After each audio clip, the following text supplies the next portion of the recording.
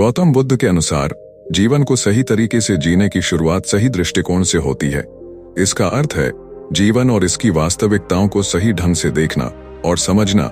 सही दृष्टि का मतलब है एक, सत्य का स्वीकार, जीवन में दुख की उपस्थिति को समझना और इसे नकारने के बजाय इसे स्वीकार करना।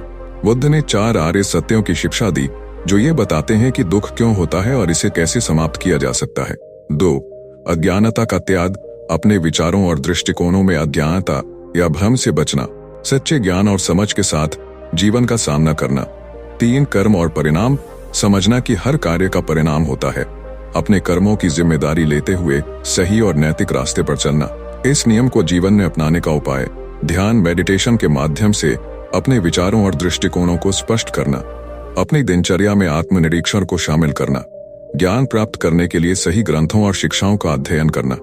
सही दृष्टिकोण से ही जीवन की सही दिशा तय होती है। बुद्ध ने सिखाया कि यह पहला कदम है जो आपको आत्मज्ञान की ओर ले जाता है। गौतम बुद्ध के जीवन जीने की कला और उनके उपदेशों को समझना एक संतुलित और सुखी जीवन की ओर पहला कदम है। यहाँ एक कहानी के माध्यम से बुद्ध के 10 नियमों में से पहला नियम समझाते हैं। एक दिन बुद्ध अपने शिष्यों के साथ यात्रा पर थे। चलते चलते एक शिष्य ने पूछा, गुरुजी, आप हमेशा कहते हैं कि वर्तमान में जियो, इसका क्या अर्थ है? बुद्ध थोड़ी देर रुके और कहा, चलो हम नदी तक चलते हैं। सभी नदी किनारे पहुंचे। बुद्ध ने शिष्य से कहा, इस नदी का पानी देखो, ये हमेशा बहता रहता है। अगर तुम इसे छुओगे तो वह वही पानी नहीं रहेगा। उसी प्रकार समय भी बहता है, अतीत जा चुका है और भविष्य अभी आया नहीं है, केवल वर्तमान ही तुम्हारे पास है। फिर उन्होंने आगे कहा, जब तुम वर्तमान में जीते हो तो तुम्हारा मन शांत रहता है, तुम अपनी ऊर्जा सही दिशा में लगाते हो और सुखी रहते हो। जो लोग अतीत के पछतावे और भविष्य की चिंता में डूबे रहते हैं वे वर्तमान का आनंद नहीं ले पाते। संदेश, वर्तमान में जीना हमें जीवन के हर क्षण को समझने और स्वीकारने की शक्ति देता है। गौतम बुद्ध ने सिखाया कि हर पल को पूर्णता से जीना ही जीवन जीने की सच्ची कला है। आपके विचार में यह नियम आपके जीवन में कैसे लागू हो सकता है? गौतम बुद्ध ने अपने जीवन में कई शिक्षाएं दी, जिनमें से एक सबसे महत्वपूर्ण यह है कि हम जैसा सोचते हैं वैसा ही बनते हैं। यह नियम जीवन जीने की कला का आधार है, जिसे उन्होंने अपने अनुभवों और ध्यान के माध्यम से समझा। उन्होंने सिखाया कि हमारे विचार हमारी वास्तविकता को आकार देते हैं और इसीलिए हमें अपने विचारों को शुद्ध, सकारात्मक और सटीक रखना चाहिए।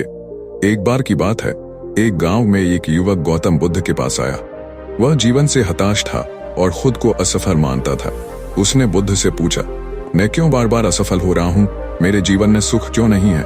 बुद्ध ने उसकी ओर देखा और मुस्कुराते हुए बोले, तुम्हारे मन में जो विचार चलते हैं वही तुम्हारे जीवन की दिशा तय करते हैं।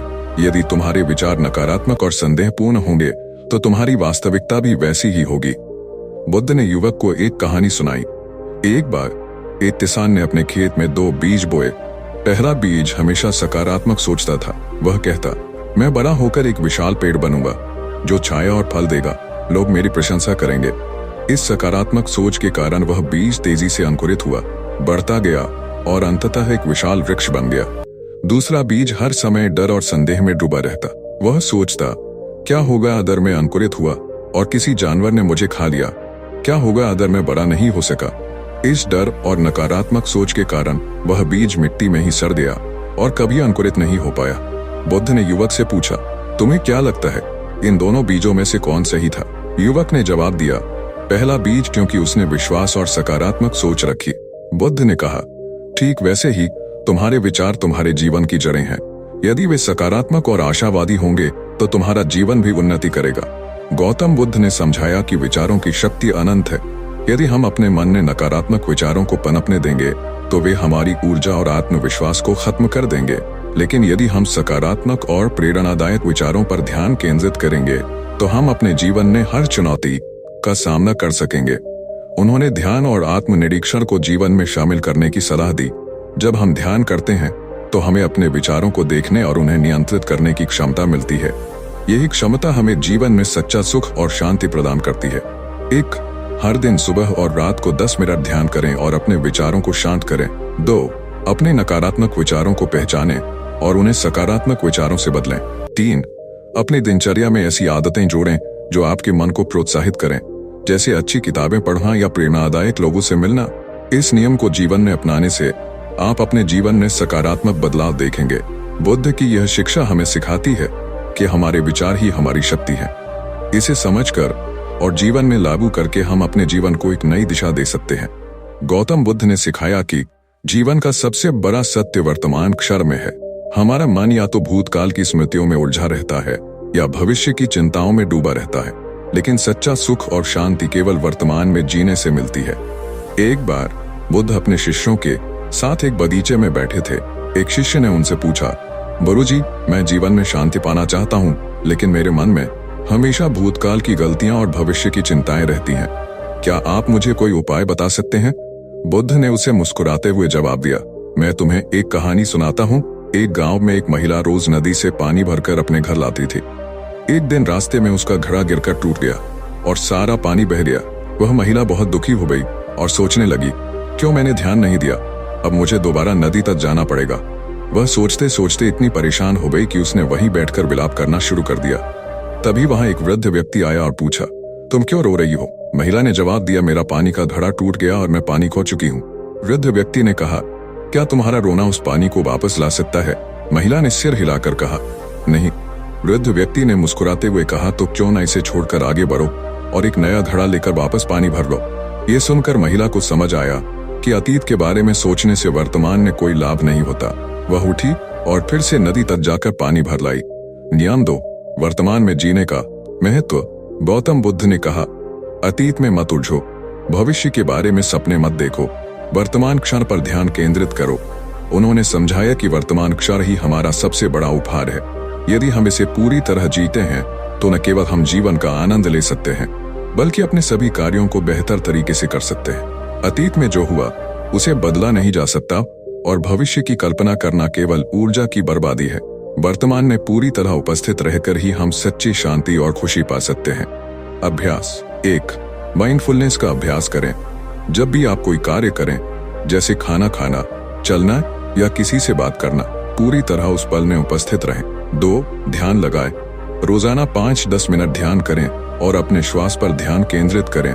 यह आपको वर्तमान क्षण में वापस लाने में मदद करेगा। 3, भूतकाल और भविष्य को स्वीकारें। अतीत में की गई गलतियों से सीखें और भविष्य के लिए योजनाएं बनाएं, लेकिन वर्तमान में जीने का आनंद लें। बुद्ध का संदेश। बुद्ध ने कहा, कल कभी नहीं आता और बीता हुआ कल कभी लौटता नहीं। जो तुम्हारे पास है वह केवल यह क्षण है, इसे पूरी तरह से जियो। इस नियम को अपनाकर आप न केवल अपने मन को शांत कर सकते हैं, बल्कि जीवन की हर परिस्थिति में खुश रह सकते हैं। वर्तमान क्षण में जीने की कला ही सच्चा ध्यान और शांति है। गौतम बुद्ध के जीवन से प्रेरित जीवन जीने की कला। नियम 3, संतुलन बनाए रखना। गौतम बुद्ध ने जीवन में संतुलन को अत्यंत महत्वपूर्ण बताया। उन्होंने मध्यम मार्ग, मिडिल पाथ का सिद्धांत प्रस्तुत किया, जो कहता है कि हमें ना तो अत्यधिक भोग विलास में लिप्त होना चाहिए और न ही कठोर तपस्या में डूबना चाहिए। जीवन की हर स्थिति में संतुलन बनाए रखना ही सच्ची सफलता और शांति का मार्ग है। एक बार बुद्ध के एक शिष्य ने ध्यान में कठिनाई महसूस की। उसने सोचा कि अगर वह अपनी साधना को और कठोर बना लेगा तो वह शीघ्र ही ज्ञान प्राप्त कर लेगा। उसने भूखा रहना शुरू कर दिया, नींद छोड़ दी और अपने शरीर को कष्ट देने लगा। एक दिन बुद्ध ने उसे बुलाया और पूछा, क्या तुमने वीणा बजते हुए देखी है? शिष्य ने उत्तर दिया, हाँ गुरुजी। बुद्ध ने कहा, अगर वीणा के तार बहुत ढीले हों तो क्या वे सही ध्वनि उत्पन्न करते हैं? शिष्य ने कहा, नहीं गुरुजी। बुद्ध ने फिर पूछा, और अगर तार बहुत कस दिए जाएं तो क्या वे टूट नहीं जाते? शिष्य ने उत्तर दिया, हाँ गुरुजी। बुद्ध ने मुस्कुराते हुए कहा, ठीक वैसे ही जीवन में संतुलन बनाए रखना जरूरी है। यदि तुम बहुत अधिक कठोर बनोगे तो तुम्हारा मन और शरीर दोनों थक जाएंगे, और यदि तुम अत्यधिक आराम में रहोगे तो तुम्हारी प्रगति रुक जाएगी। मध्यम मार्ग अपनाओ, जहां न अधिक कठोरता हो और न अधिक शिथिलता। यही ध्यान और शांति का मार्ग है। नियम 3, संतुलन बनाए रखने का महत्व। गौतम बुद्ध ने हमें सिखाया कि संतुलन न केवल ध्यान और साधना के लिए, बल्कि जीवन के हर पहलू में आवश्यक है। चाहे वह हमारी भावनाएं हों, काम हो या रिश्ते, अत्यधिकता हर जगह नुकसानदायक होती है। संतुलन से हम स्थिरता, शांति और उद्देश्यपूर्ण जीवन जी सकते हैं। संतुलन बनाए रखने के 3 महत्वपूर्ण पहलू। 1, शारीरिक संतुलन। अपने शरीर का ख्याल रखें। काम और आराम के बीच संतुलन बनाए रखें। ज्यादा काम आपको थका देगा और ज्यादा आराम आलसी बना देगा। 2, मानसिक संतुलन। नकारात्मक और सकारात्मक भावनाओं के बीच सामंजस्य स्थापित करें। क्रोध, ईर्ष्या या भय जैसी भावनाओं को संतुलित करना सीखें। 3. आध्यात्मिक संतुलन, भौतिक इच्छाओं और आध्यात्मिक खोज के बीच मध्यम मार्ग अपनाएं। अभ्यास 1. स्वयं को जांचें। दिन के अंत में यह सोचें कि आपने कहाँ अत्यधिक कठोरता दिखाई और कहाँ लापरवाही। 2.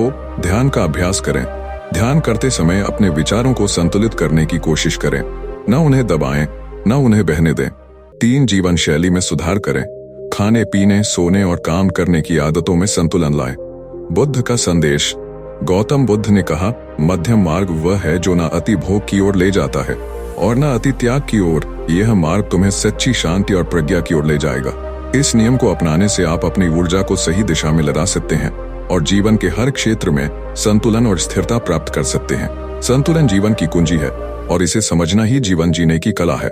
गौतम बुद्ध के जीवन से प्रेरित जीवन जीने की कला। नियम 4. करुणा और सहानुभूति। गौतम बुद्ध ने करुणा, कंपैशन को जीवन का आधार बताया। उन्होंने सिखाया कि केवल अपने लिए जीना पर्याप्त नहीं है, हमें दूसरों के दुख को समझकर उनकी सहायता के लिए तत्पर रहना चाहिए। करुणा वह शक्ति है जो हमें इंसान बनाती है और हमारे मन में सच्ची शांति लाती है। कहानी। किसा गौतमी और सरसों के दाने। एक दिन एक महिला जिसका नाम किसा गौतमी था, बुद्ध के पास आई। उसका छोटा बच्चा मर चुका था और वह अत्यंत दुखी थी। वह अपने बच्चे को पुनर्जीवित करने के लिए हर किसी से मदद मांग रही थी। बुद्ध ने उसकी पीड़ा को समझा और उसे कहा, मैं तुम्हारे बच्चे को जीवित कर सकता हूँ, लेकिन इसके लिए मुझे सरसों के कुछ दाने चाहिए, पर शर्त यह है कि ये दाने उस घर से लाए जाएं जहाँ कभी किसी की मृत्यु न हुई हो। किसा गौतमी तुरंत गांव में सरसों के दाने लेने चली गई। वह हर धर गई, लेकिन हर जगह उसे यही उत्तर मिला, हम सरसों के दाने तो दे सकते हैं, लेकिन हमारे घर में भी किसी न किसी की मृत्यु हुई है। धीरे धीरे किसा को यह समझ आया कि मृत्यु जीवन का स्वाभाविक हिस्सा है और वह अकेली नहीं है जो दुख का सामना कर रही है। वह बुद्ध के पास वापस आई और कहा, गुरुजी, मैं समझ गई कि दुख केवल मेरा नहीं है, हर कोई इसे सहता है। मुझे अब दूसरों की पीड़ा समझकर उनकी मदद करनी चाहिए। बुद्ध ने मुस्कुराते हुए कहा, यही करुणा का मार्ग है। जब तुम दूसरों के दुख को समझोगी और उनके लिए कुछ करोगी, तभी तुम्हारा मन सच्ची शांति पा सकेगा। नियम 4. करुणा और सहानुभूति का महत्व। करुणा वह गुण है जो हमें जोड़ता है। बुद्ध ने सिखाया कि सभी प्राणी दुख, भय और इच्छाओं से ग्रस्त हैं। जब हम अपने भीतर करुणा का भाव जगाते हैं तो हम न केवल दूसरों के जीवन में बदलाव लाते हैं, बल्कि अपने मन को भी शुद्ध और शांत करते हैं। 1. दूसरों का दुख समझें। हर व्यक्ति किसी न किसी संघर्ष से गुजर रहा है, उनके भावनाओं को समझने का प्रयास करें। 2. सहानुभूति प्रकट करें। केवल समझना ही काफी नहीं है, उन्हें अपना समर्थन और मदद दें। 3. स्वार्थ से ऊपर उठें। अपने हितों से परे जाकर दूसरों की भलाई के लिए कार्य करें। अभ्यास 1. मेट्टा ध्यान, लविंग काइंडनेस मेडिटेशन। हर दिन ध्यान करते समय यह भावना प्रकट करें कि सभी प्राणी सुखी रहें, सभी प्राणी शांत रहें। 2. छोटे कार्यों से शुरुआत करें। किसी जरूरतमंद की मदद करें, चाहे वह आर्थिक रूप से हो या भावनात्मक रूप से। 3.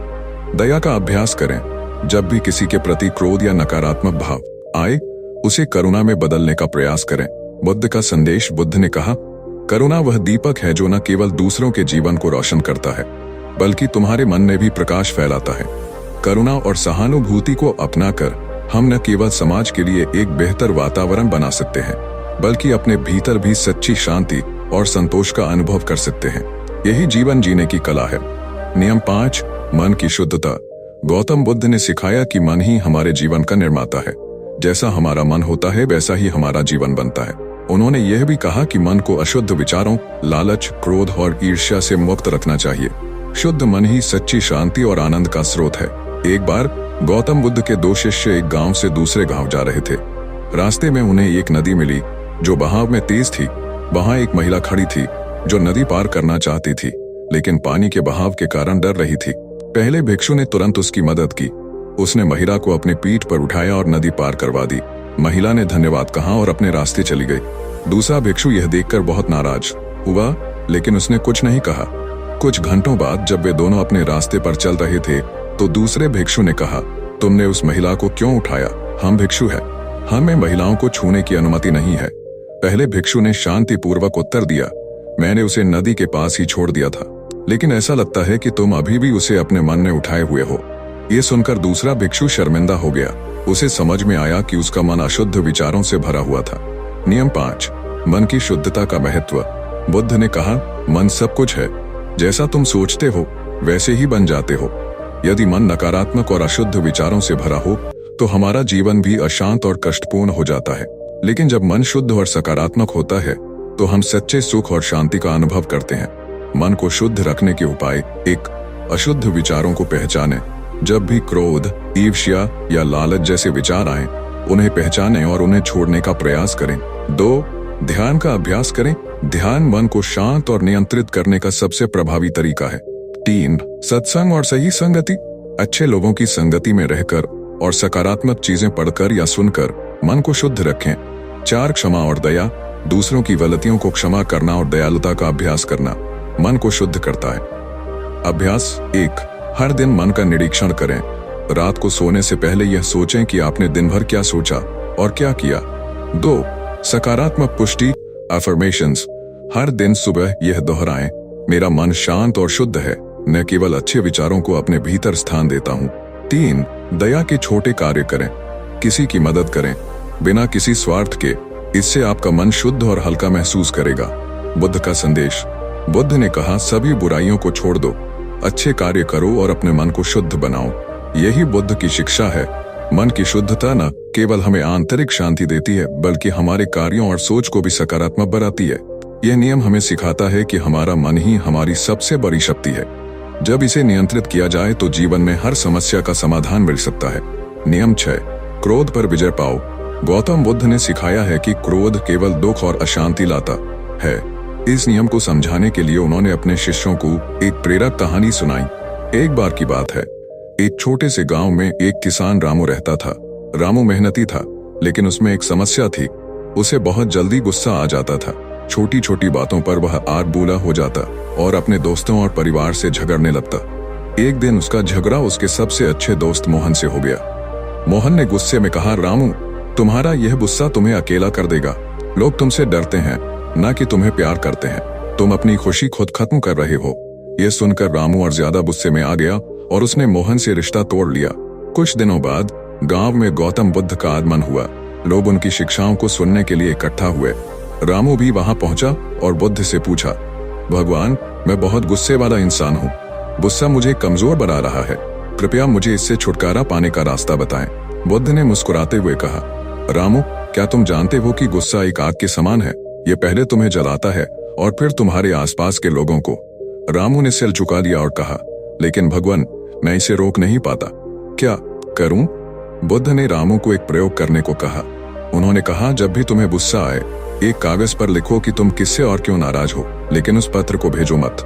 केवल लिखो और कुछ समय बाद उसे जलाकर फेंक दो। रामू ने बुद्ध के निर्देशों का पालन किया। शुरू में उसे यह तरीका अजीब लगा, लेकिन धीरे धीरे उसने पाया कि उसका गुस्सा शांत होने लगा। जब भी वह लिखता, उसे एहसास होता कि उसकी नाराजगी क्षणिक है और अक्सर तुच्छ बातों पर आधारित है। कुछ महीनों बाद रामू ने बुद्ध से कहा, भगवान, आपका यह तरीका अद्भुत है। अब मैं अपने गुस्से को समझने और उसे काबू में रखने में सक्षम हूँ। मैंने अपने दोस्त मोहन से भी माफी मांग ली है। मेरा मन अब शांति से भरा हुआ है। बुद्ध ने कहा, रामू, गुस्सा तब तक तुम्हें नियंत्रित करेगा जब तक तुम उसे पहचान नहीं लेते। जब तुम अपने क्रोध के स्रोत को समझ जाते हो और उसे जाने देते हो, तभी तुम असली आजादी पाते हो। निष्कर्ष, गौतम बुद्ध का छठा नियम हमें सिखाता है कि गुस्से पर विजय पाने के लिए हमें उसे पहचानना, स्वीकार करना और जाने देना सीखना चाहिए।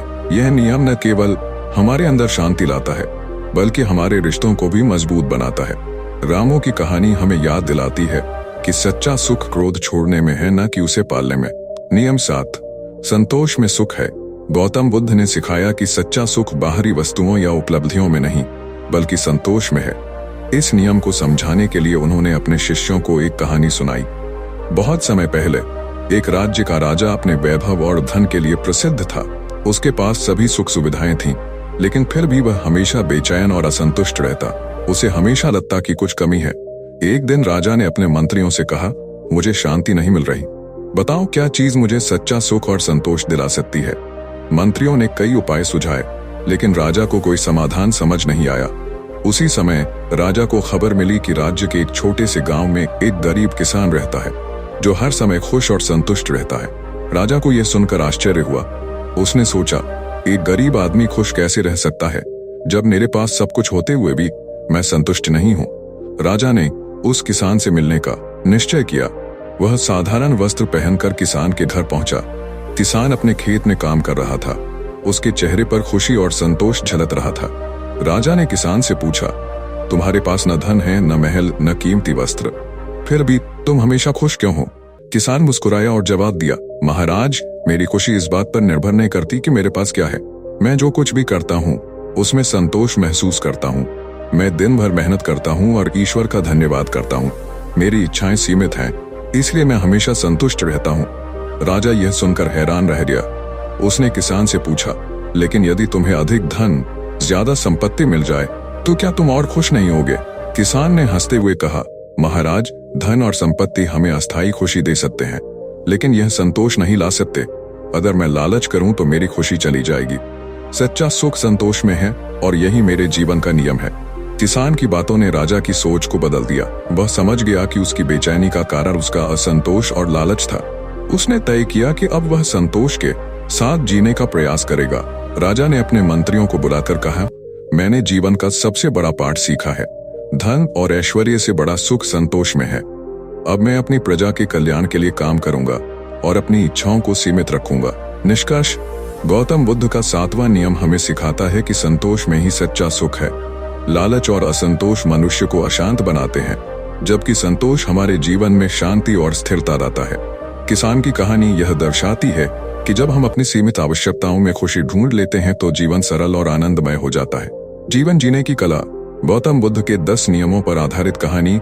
नियम 8, दूसरों की सहायता करो। गौतम बुद्ध का 8वां नियम यह सिखाता है कि जीवन का सबसे बड़ा उद्देश्य दूसरों की सहायता करना है। जब हम निस्वार्थ भाव से किसी की मदद करते हैं तो न केवल दूसरे का जीवन बेहतर होता है, बल्कि हमें भी आत्मिक संतोष और खुशी मिलती है। इस नियम को समझाने के लिए बुद्ध ने एक प्रेरक कहानी सुनाई। एक समय की बात है, मध्य राज्य के एक राजा शांति कुमार अपने न्याय और दयालुता के लिए प्रसिद्ध थे। एक दिन वह अपने महल के बगीचे में टहल रहे थे। तभी उन्होंने देखा कि एक घायल कबूतर जमीन पर गिरा पड़ा है। उसकी एक पंख टूट चुकी थी और वह दर्द से करा रहा था। राजा ने तुरंत कबूतर को उठाया और उसे अपने महल में ले गए। उन्होंने राजवैद्य को बुलवाया और कहा, इस कबूतर की देखभाल करो और इसे ठीक करने की हर संभव कोशिश करो। वैद्य ने कबूतर का इलाज शुरू कर दिया। राजा ने कबूतर को आराम देने के लिए एक नरम घोंसला बनवाया और उसे रोज खाना खिलाते रहे। धीरे धीरे कबूतर का घाव भरने लगा और वह उड़ने के लायक हो गया। कुछ दिनों बाद एक बाज उड़ता हुआ महल के पास आया और राजा से कहा, यह कबूतर मेरा शिकार है, इसे मुझे वापस दो। मैंने इसे पकड़ने के लिए मेहनत की है, तुम इसे अपने पास रखकर मेरी भूख छीन रहे हो। राजा ने शांत स्वर में कहा, यह कबूतर अब मेरे संरक्षण में है, मैं इसे तुम्हारे हवाले नहीं कर सकता। बाज ने उत्तर दिया, यदि तुम इसे नहीं दोगे तो मैं भूखा मर जाऊंगा। क्या तुम्हारा कर्तव्य मेरे प्रति नहीं है? राजा ने कुछ पल सोचा और फिर कहा, मैं तुम्हारी भूख मिटाने के लिए कुछ और करूंगा। मैं अपने शरीर का मांस तुम्हें दूंगा, लेकिन इस कबूतर की रक्षा करूंगा। राजा ने आदेश दिया कि एक तराजू लाया जाए। उन्होंने कबूतर को एक परवड़े में रखा और दूसरे परवड़े में अपना मांस कटवाकर रखने लगे, परंतु जितना मांस वह तराजू में रखते, कबूतर का परवड़ा फिर भी भारी रहता। आखिरकार राजा खुद तराजू पर चढ़ गए और कहा, मैं अपने पूरे अस्तित्व से इस कबूतर की रक्षा करूंगा, यह मेरा धर्म है। यह देखकर बाज ने अपना असली रूप प्रकट किया। वह देवता इंद्र थे, जो राजा की दयालुता और सहायता की भावना की परीक्षा ले रहे थे। इंद्र ने कहा, हे राजा, तुमने दूसरों की सहायता के लिए अपना सब कुछ देने की भावना दिखाई है। यह सच्ची करुणा है। तुम्हारा यह कर्तव्य सभी के लिए प्रेरणा बनेगा। निष्कर्ष, गौतम बुद्ध का 8वां नियम हमें सिखाता है कि दूसरों की सहायता करना हमारा सबसे बड़ा कर्तव्य है। निस्वार्थ भाव से की गई मदद न केवल दूसरों का जीवन बेहतर बनाती है, बल्कि हमारे जीवन में भी प्रेम, दया और शांति का संचार करती है। राजा शांति कुमार की कहानी यह सिखाती है कि सच्चा सुख दूसरों की भलाई में है। जीवन जीने की कला, गौतम बुद्ध के 10 नियमों पर आधारित कहानी। नियम 9, सत्य बोलो। गौतम बुद्ध का 9वां नियम यह सिखाता है कि सत्य जीवन का आधार है। सत्य न केवल हमारे चरित्र को मजबूत करता है, बल्कि हमारे संबंधों में विश्वास और सम्मान भी पैदा करता है। बुद्ध ने इस नियम को समझाने के लिए अपने शिष्यों को एक प्रेरक कहानी सुनाई। प्राचीन समय की बात है, एक छोटे से गांव में एक बालक अर्जुन रहता था। वह गरीब था, लेकिन ईमानदार और सच्चाई पर अडिग रहने वाला था। उसकी माँ उसे हमेशा सिखाती थी, अर्जुन, चाहे परिस्थिति कैसी भी हो, हमेशा सत्य का साथ देना। सत्य सबसे बड़ा धर्म है। अर्जुन इस बात को दिल से मानता था। वह अपने दोस्तों और गांव वालों के बीच अपनी सच्चाई के लिए जाना जाता था। एक दिन उस राज्य के राजा ने घोषणा की, जो भी व्यक्ति मुझे सबसे मूल्यवान वस्तु ला कर देगा, उसे मैं इनाम दूंगा। इस खबर से गांव में हलचल मच गई। लोग अलग अलग चीजें लेकर राजा के पास जाने की तैयारी करने लगे। अर्जुन ने भी इस प्रतियोगिता में भाग लेने का निश्चय किया, लेकिन उसके पास न तो धन था और न ही कोई कीमती वस्तु। उसने सोचा, मेरे पास सबसे कीमती चीज मेरी सच्चाई है, मैं राजा को यही दिखाऊंगा। अर्जुन राजा के दरबार में पहुंचा और बोला, महाराज, मेरे पास धन या गहने नहीं है, लेकिन मेरे पास सत्य है, जो संसार की सबसे मूल्यवान वस्तु है। मैं कभी झूठ नहीं बोलता। राजा ने उसकी बात सुनकर उसकी परीक्षा लेने का निश्चय किया। राजा ने कहा, अर्जुन, यदि तुम सचमुच सत्यवादी हो तो मेरे सवालों के उत्तर दो। याद रखना, यदि तुम झूठ बोलोगे तो तुम्हें सजा दी जाएगी। राजा ने अर्जुन से कई कठिन सवाल पूछे। अर्जुन ने बिना डरे सभी सवालों के सटीक और सत्य उत्तर दिए। उसकी निर्भीकता और सच्चाई देखकर राजा बहुत प्रभावित हुए। राजा ने कहा, अर्जुन, तुमने साबित कर दिया कि सत्य सबसे बड़ा गुण है। मैं तुम्हें इनाम देता हूँ और तुम्हारी सच्चाई का आदर करता हूँ। अर्जुन के सत्य की कहानी पूरे राज्य में फैल गई। लोग उससे प्रेरणा लेने लगे और सत्य का पालन करने का व्रत लेने लगे। अर्जुन ने अपनी माँ की सिखाई शिक्षा को अपने जीवन का आधार बना लिया था और उसकी यही सच्चाई उसे सभी के बीच प्रिय बना गई। निष्कर्ष, गौतम बुद्ध का 9वां नियम हमें सिखाता है कि सत्य ही जीवन का सबसे बड़ा धर्म है। सत्य हमें दूसरों का विश्वास और सम्मान दिलाता है। अर्जुन की कहानी यह सिखाती है कि सत्य बोलने का साहस ही हमारी सबसे बड़ी ताकत है। जब हम सत्य का पालन करते हैं तो हम अपने भीतर और दुनिया में शांति और सद्भावना का संचार करते हैं। नियम 10, ध्यान और आत्म अनुशासन का अभ्यास करो। गौतम बुद्ध का 10वां नियम सिखाता है कि ध्यान और आत्म अनुशासन से हम अपने मन को नियंत्रित कर सकते हैं और जीवन में शांति, संतुलन और आनंद पा सकते हैं। यह नियम आत्मज्ञान और आंतरिक शक्ति का मार्ग खोलता है। इस नियम को समझाने के लिए बुद्ध ने एक प्रसिद्ध कहानी सुनाई। प्राचीन समय में एक राजा का पुत्र राजकुमार देव अपने गुस्से और बेचैन मन के लिए कुख्यात था। वह छोटी छोटी बातों पर अपना आपा खो बैठता और अपने सेवकों और परिवार वालों पर चिल्लाता। उसकी इस आदत से राज्य में सभी परेशान थे। एक दिन राजा ने देव से कहा, बेटा, तुम्हारा गुस्सा और अशांत मन तुम्हें एक अच्छा राजा बनने से रोक देगा। मैं चाहता हूं कि तुम गौतम बुद्ध से मिलो। वह तुम्हें शांत और अनुशासित जीवन का रास्ता दिखा सकते हैं। राजकुमार अनमने भाव से बुद्ध के पास गया। बुद्ध ने उसे देखकर मुस्कुराते हुए कहा, राजकुमार, तुम्हारा चेहरा तुम्हारे भीतर की बेचैनी और गुस्से को दिखा रहा है। तुम चाहते हो कि तुम्हारा मन शांत हो? राजकुमार ने कहा, हाँ भगवान, मेरा मन बहुत अशांत रहता है। कृपया मुझे इसे नियंत्रित करने का तरीका सिखाएं। बुद्ध ने राजकुमार को एक सरोवर के किनारे ले जाकर कहा, इस पानी में एक पत्थर फेंको। राजकुमार ने ऐसा ही किया। जैसे ही पत्थर पानी में गिरा, पूरे सरोवर में लहरें फैल रहीं। बुद्ध ने पूछा, तुम इस पानी की सतह को शांत कैसे करोगे? राजकुमार ने कहा, यह असंभव है। जब तक समय नहीं बीतेगा, लहरें शांत नहीं होंगी। बुद्ध ने मुस्कुराते हुए कहा, तुम्हारा मन भी इसी सरोवर की तरह है। जब तुम गुस्से में होते हो या विचलित होते हो तो मन में लहरें उठती हैं, लेकिन यदि तुम इसे समय दो और ध्यान का अभ्यास करो तो ये लहरें स्वतः शांत हो जाएंगी। बुद्ध ने राजकुमार को ध्यान का महत्व सिखाया। उन्होंने उसे कहा, हर दिन शांत स्थान पर बैठो, अपनी सांसों पर ध्यान केंद्रित करो और अपने विचारों को आने जाने दो। गुस्से और बेचैनी के क्षणों में भी यह अभ्यास तुम्हारे मन को स्थिर बनाएगा। राजकुमार ने बुद्ध के निर्देशों का पालन करना शुरू किया। शुरू में उसे कठिनाई हुई, लेकिन धीरे धीरे उसने महसूस किया कि ध्यान के माध्यम से उसका गुस्सा कम हो रहा है और उसका मन शांत और स्थिर हो रहा है। कुछ महीनों बाद राजकुमार बुद्ध के पास गया और कहा, भगवान, आपका ध्यान का मार्ग अद्भुत है। मेरा मन अब पहले से बहुत शांत है। मैंने आत्म अनुशासन सीख लिया है और मैं अब अपने गुस्से को नियंत्रित कर सकता हूँ। निष्कर्ष, गौतम बुद्ध का 10वां नियम हमें सिखाता है कि ध्यान और आत्म अनुशासन जीवन में शांति और स्थिरता लाते हैं। राजकुमार देव की कहानी हमें यह सिखाती है कि हमारा मन चाहे कितना भी अशांत क्यों ना हो, ध्यान और अनुशासन के अभ्यास से हम इसे नियंत्रित कर सकते हैं। ध्यान आत्मज्ञान का सबसे शक्तिशाली साधन है और हमें आंतरिक शांति का अनुभव कराता है। इस कहानी से हमें यह सीख मिलती है कि हमें एक सुखी, शांतिपूर्ण और सार्थक जीवन जीने के लिए हमें अपने आचरण, विचार और दृष्टिकोण में संतुलन और अनुशासन लाना होगा। ये नियम न केवल व्यक्तिगत विकास का मार्ग प्रशस्त करते हैं, बल्कि समाज में शांति और सद्भाव बनाए रखने में भी सहायक हैं। बुद्ध ने सिखाया कि अहिंसा और करुणा से हम सभी प्राणियों के प्रति प्रेम और सहानुभूति विकसित कर सकते हैं। क्रोध पर विजय और सत्य बोलने से हमारे रिश्ते मजबूत बनते हैं और हमारे भीतर स्थिरता आती है।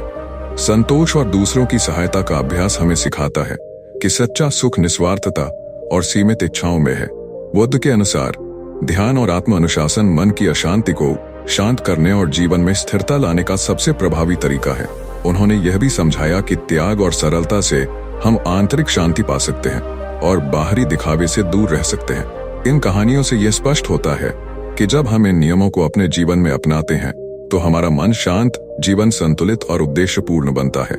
गौतम बुद्ध का यह संदेश हमें सिखाता है कि आत्मज्ञान, करुणा और सत्य की राह पर चलकर ही जीवन की सच्ची कला को समझा जा सकता है। बहुत समय पहले की बात है।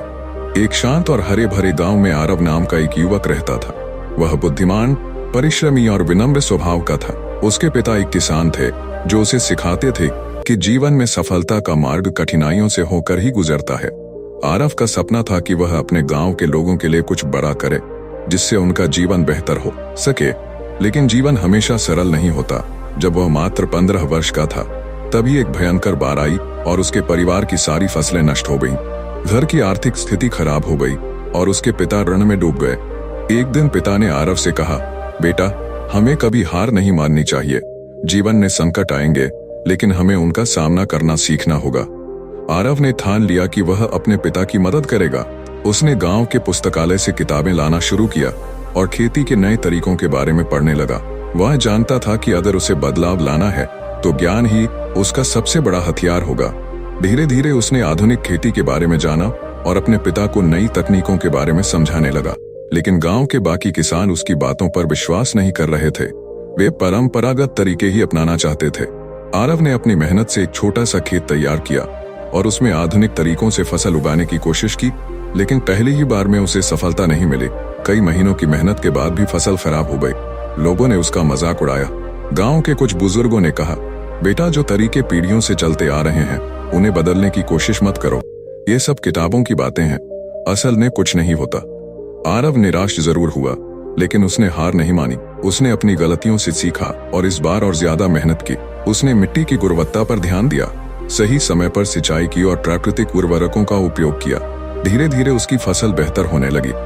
जब सब कुछ ठीक होने लगा तभी एक और समस्या आ खड़ी हुई। गांव के कुछ जमींदारों ने उसकी जमीन पर दावा ठोक दिया। उन्होंने कहा कि यह जमीन उनके पूर्वजों की थी और आरव को इसे छोड़ना होगा। अब आरव के सामने दो रास्ते थे, या तो वह दब जाए और अपना सपना छोड़ दे या फिर डटकर मुकाबला करे। सीख, यह कहानी हमें सिखाती है कि जीवन में संकट तो आते ही रहते हैं, लेकिन जो व्यक्ति धैर्य और साहस से उनका सामना करता है वही आगे बढ़ता है। असफलताओं से सीखकर ही सफलता की राह बनाई जा सकती है। आरव के सामने सबसे बड़ी चुनौती थी अपनी जमीन बचाना। वह जानता था कि अगर उसने हार मान ली तो न सिर्फ उसकी मेहनत बेकार चली जाएगी बल्कि गांव में भी गलत संदेश जाएगा। उसने गांव के बुजुर्गों के सामने अपनी बात रखी, लेकिन जमींदारों का प्रभाव इतना था कि कोई भी खुलकर उसका समर्थन करने को तैयार नहीं था। गांव में कानूनी प्रक्रिया के बारे में कोई ज्यादा नहीं जानता था, लेकिन आरव ने ठान लिया कि वह अपने हक के लिए लड़ेगा। वह शहर गया और वहां के एक वकील से मिला। वकील ने उसे बताया कि अगर उसके पास जमीन के कागजात हैं तो वह अपना दावा साबित कर सकता है। सौभाग्य से उसके पिता ने जमीन के सारे दस्तावेज सुरक्षित रखे थे। आरव ने गांव के पंचायत में सबूत पेश किए। उसने अपने हक के दस्तावेज दिखाए, जिससे यह साबित हो गया कि जमीन उसी के परिवार की है। पंचायत के फैसले ने जमींदारों को पीछे हटने पर मजबूर कर दिया। यह आरव की पहली बड़ी जीत थी, लेकिन यह जीत सिर्फ उसकी जमीन बचाने की नहीं थी, यह पूरे गांव के लिए एक नई सीख थी। लोगों को एहसास हुआ कि वे भी अपने अधिकारों के लिए खड़े हो सकते हैं। अब जब आरव की जमीन सुरक्षित हो गई थी, उसने अपनी खेती को और बेहतर बनाने पर ध्यान दिया। धीरे धीरे गांव के कुछ युवा भी उससे प्रेरित होकर नई तकनीकों को अपनाने लगे। वे पुराने तरीकों के साथ साथ आधुनिक कृषि का भी उपयोग करने लगे। लेकिन हर सफलता के साथ नए संकट आते हैं। इस बार संकट था सूखा। लगातार 2 साल तक बारिश बहुत कम हुई, जिससे फसलें बर्बाद होने लगीं। किसान परेशान हो गए। कुछ लोग गांव छोड़कर शहर जाने लगे। आरव ने सोचा, अगर इस बार हम हार गए तो गांव का भविष्य अंधकार में चला जाएगा। उसने इस संकट का हल निकालने के लिए फिर से पढ़ाई शुरू की। उसने देखा कि कुछ गांवों में जल संरक्षण तकनीक अपनाई गई थी, जिससे सूखे में भी फसलें बचाई जा सकती थीं। आरव ने गांव वालों को समझाया कि अगर वे तालाब, छोटे बांध और वर्षा जल संचयन रेन वाटर हार्वेस्टिंग जैसे उपाय अपनाएं तो पानी की समस्या को काफी हद तक सुलझाया जा सकता है। शुरू में लोग झिझक रहे थे, वे सोच रहे थे कि यह सब बेकार की मेहनत होगी, लेकिन आरव ने अपने परिवार और कुछ दोस्तों के साथ मिलकर खुद काम शुरू किया। उन्होंने खेतों के पास छोटे छोटे चेक डैम, छोटे बांध बनाए और वर्षा जल को संरक्षित करने की योजना बनाई। धीरे धीरे गांव के अन्य लोग भी जुड़ने लगे। 1 साल के भीतर गांव में पानी की समस्या काफी हद तक सुलझ गई। अब गांव में फसलें बचने लगी और लोग फिर से खुशहाल होने लगे। आरव का गांव अब एक मिसाल बन चुका था। आसपास के गांवों से लोग आने लगे और सीखने लगे कि कैसे जल संरक्षण किया जा सकता है। सरकार ने भी इस पहल को सराहा और गांव को एक आदर्श गांव के रूप में मान्यता दी। आरव को लगा कि उसकी मेहनत सफल हुई, लेकिन वह जानता था कि जीवन में चुनौतियां कभी खत्म नहीं होती। हर सफलता के बाद नया संघर्ष आता है और वही वास्तविक जीवन की पहचान है। सीख 1, साहस और आत्मविश्वास। जब कोई आपको दबाने की कोशिश करे तो अपने अधिकारों के लिए लड़ना जरूरी है। 2, ज्ञान ही शक्ति है। पढ़ाई और नई तकनीकों को अपनाने से ही जीवन में आगे बढ़ा जा सकता है। 3, संगठन की ताकत। जब लोग मिलकर काम करते हैं तो बड़े से बड़ा संकट भी दूर किया जा सकता है। 4, संघर्ष कभी खत्म नहीं होते। एक संकट के बाद दूसरा आता है, लेकिन जो धैर्य और बुद्धिमत्ता से आगे बढ़ता है वही सच्ची सफलता पाता है। एक बार की बात है, श्रावस्ती के पास एक गांव में लोग अक्सर छोटी छोटी बातों पर परेशान हो जाते थे। कभी घर की समस्याएं, कभी व्यापार की उलझनें, कभी रिश्तों की खटास। हर कोई किसी न किसी बात से दुखी था। एक दिन गांव के कुछ लोग आपस में चर्चा कर रहे थे कि कोई ऐसा उपाय मिले जिससे जीवन की सारी समस्याएं समाप्त हो जाएं। तभी किसी ने सुझाव दिया, क्यों न हम सब भगवान बुद्ध के पास चलें, वे हमें कोई उपाय जरूर बताएंगे। सभी को यह विचार अच्छा लगा और वे बुद्ध से मिलने जेतवन बिहार पहुंच गए। गांव वालों ने बुद्ध को प्रणाम किया और कहा, भगवान, हमारा जीवन समस्याओं से भरा हुआ है। एक समस्या हल होती नहीं कि दूसरी आ जाती है। क्या कोई ऐसा उपाय है जिससे हमें कोई समस्या ना रहे? बुद्ध मंद मंद मुस्कुराए और बोले, क्या तुम सच में ऐसी अवस्था चाहते हो जहाँ कोई समस्या ना हो? सबने एक स्वर में कहा, हाँ भगवान। बुद्ध ने कुछ क्षण विचार किया और फिर बोले, तो ठीक है, अगर तुम ऐसी जगह जाना चाहते हो जहाँ कोई समस्या न हो तो तुम्हें एक काम करना होगा। पास के नगर में जाओ और वहाँ किसी ऐसे व्यक्ति का घर ढूंढो जिसने अपने जीवन में कभी कोई समस्या न देखी हो। उसके घर से एक मुट्ठी चावल ले आओ, फिर मैं तुम्हें समस्या मुक्त जीवन का रहस्य बता दूंगा। गांव वाले बड़े उत्साह से नगर की ओर चल पड़े। पहले ही घर पर उन्होंने दस्तक दी और पूछा, क्या आपके जीवन में कभी कोई समस्या नहीं आई? गृहस्वामी दुखी होकर बोला, भाइयों, मेरी पत्नी बीमार रहती है, व्यापार में घाटा हो गया है और मेरा बेटा विदेश चला गया है। गांव वालों ने वहां से चावल नहीं लिया और अगले घर गए। वहां भी यही कहानी थी। किसी के घर में बीमारी थी तो किसी के जीवन में धन की कमी, किसी ने किसी प्रियजन को खोया था तो किसी का हृदय किसी और वजह से व्यथित था। दिन भर भटकने के बाद गांव वाले वापस बुद्ध के पास लौटे। वे निराश थे क्योंकि उन्हें ऐसा कोई भी घर नहीं मिला जहां कोई समस्या न हो। बुद्ध ने उनकी निराशा देखी और मुस्कुराते हुए बोले, अब तो समझ गए ना, इस संसार में कोई भी ऐसा नहीं है जिसे कोई समस्या न हो। समस्या होना जीवन का स्वाभाविक नियम है। गांव वालों ने सिर हिलाया, हाँ भगवान, हमें समझ आ गया कि समस्या से भागना समाधान नहीं है। बुद्ध ने समझाया, बुद्धिमान व्यक्ति वह नहीं जो समस्या से भागता है, बल्कि वह है जो उन्हें स्वीकार कर धैर्यपूर्वक उनका समाधान करता है। जो जैसा है उसे वैसा स्वीकार कर जीवन में आगे बढ़ना ही असली सुख है। गांव वालों की आंखें खुल गईं। वे बुद्ध को प्रणाम कर प्रसन्न मन से लौट गए, क्योंकि अब वे जीवन को एक नई दृष्टि से देखने लगे थे। पिछले भाग में गांव वालों को यह समझ आ गया था कि समस्याएं जीवन का हिस्सा है, उनसे भागने के बजाय उनका सामना करना चाहिए। अब बुद्ध ने उन्हें एक और गहरी सीख देने के लिए एक नया मार्ग अपनाया। एक दिन गौतम बुद्ध अपने शिष्यों के साथ भिक्षा के लिए निकले। वे नगर नगर घूमकर लोगों से भिक्षा मांगते थे, लेकिन यह केवल भोजन प्राप्त करने के लिए नहीं था, बल्कि यह एक माध्यम था जिससे वे लोगों से संवाद करते और उन्हें धर्म का ज्ञान देते। इस बार वे उसी गांव में पहुंचे जहां के लोग समस्याओं से घिरे हुए थे। बुद्ध हर घर के दरवाजे पर जाते और कहते, भिक्षा देही। कुछ लोग खुशी खुशी भोजन देते तो कुछ लोग मना कर देते। बुद्ध बिना किसी शिकायत के आगे बढ़ जाते। सबसे पहले वे एक धनी व्यापारी के घर पहुंचे। व्यापारी ने बुद्ध को प्रणाम किया और भोजन अर्पित किया, लेकिन वह दुखी स्वर में बोला, भगवान, मेरे पास धन दौलत तो बहुत है, पर शांति नहीं है। परिवार में कलह है, किसी को संतोष नहीं। कृपया कोई उपाय बताइए। बुद्ध मुस्कुराए और बोले, धन स्वयं में समस्या नहीं है, लेकिन मोह उसे समस्या बना देता है। संतोष से बड़ा कोई धन नहीं। जो दूसरों के साथ बांटता है वही सच्चे सुख का अनुभव करता है। फिर बुद्ध एक वृद्ध महिला के घर गए। वह रो रही थी। उसने कहा, भगवान, मेरे पति का देहांत हो गया, मेरा बेटा भी विदेश चला गया, अब मेरा सहारा कौन है? बुद्ध ने शांत स्वर में कहा, मृत्यु अटल है, इसे कोई नहीं टाल सकता। जो आया है उसे एक दिन जाना ही होगा। दुख को स्वीकार करना ही समाधान है। अपने अकेलेपन को दया और सेवा में बदलो, इससे तुम्हें शांति मिलेगी। इसके बाद बुद्ध एक ऐसे व्यक्ति के घर पहुंचे जो क्रोधी स्वभाव का था। उसने उन्हें देखकर ताना मारा, क्यों भिक्षा मांग रहे हो? क्या मेहनत नहीं कर सकते?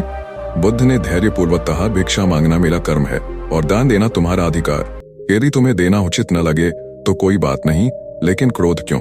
व्यक्ति लज्जित हो गया।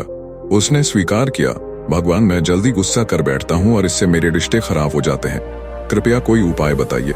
बुद्ध बोले, क्रोध आग के समान है, ये सबसे पहले उसे जलाता है जिसके भीतर यह उत्पन्न होता है। अगली बार जब तुम्हें क्रोध आए तो तुरंत प्रतिक्रिया न दो, थोड़ा रुककर गहरी सांस लो और सोचो कि यह कितना आवश्यक है। धीरे धीरे तुम्हारा क्रोध शांत हो जाएगा।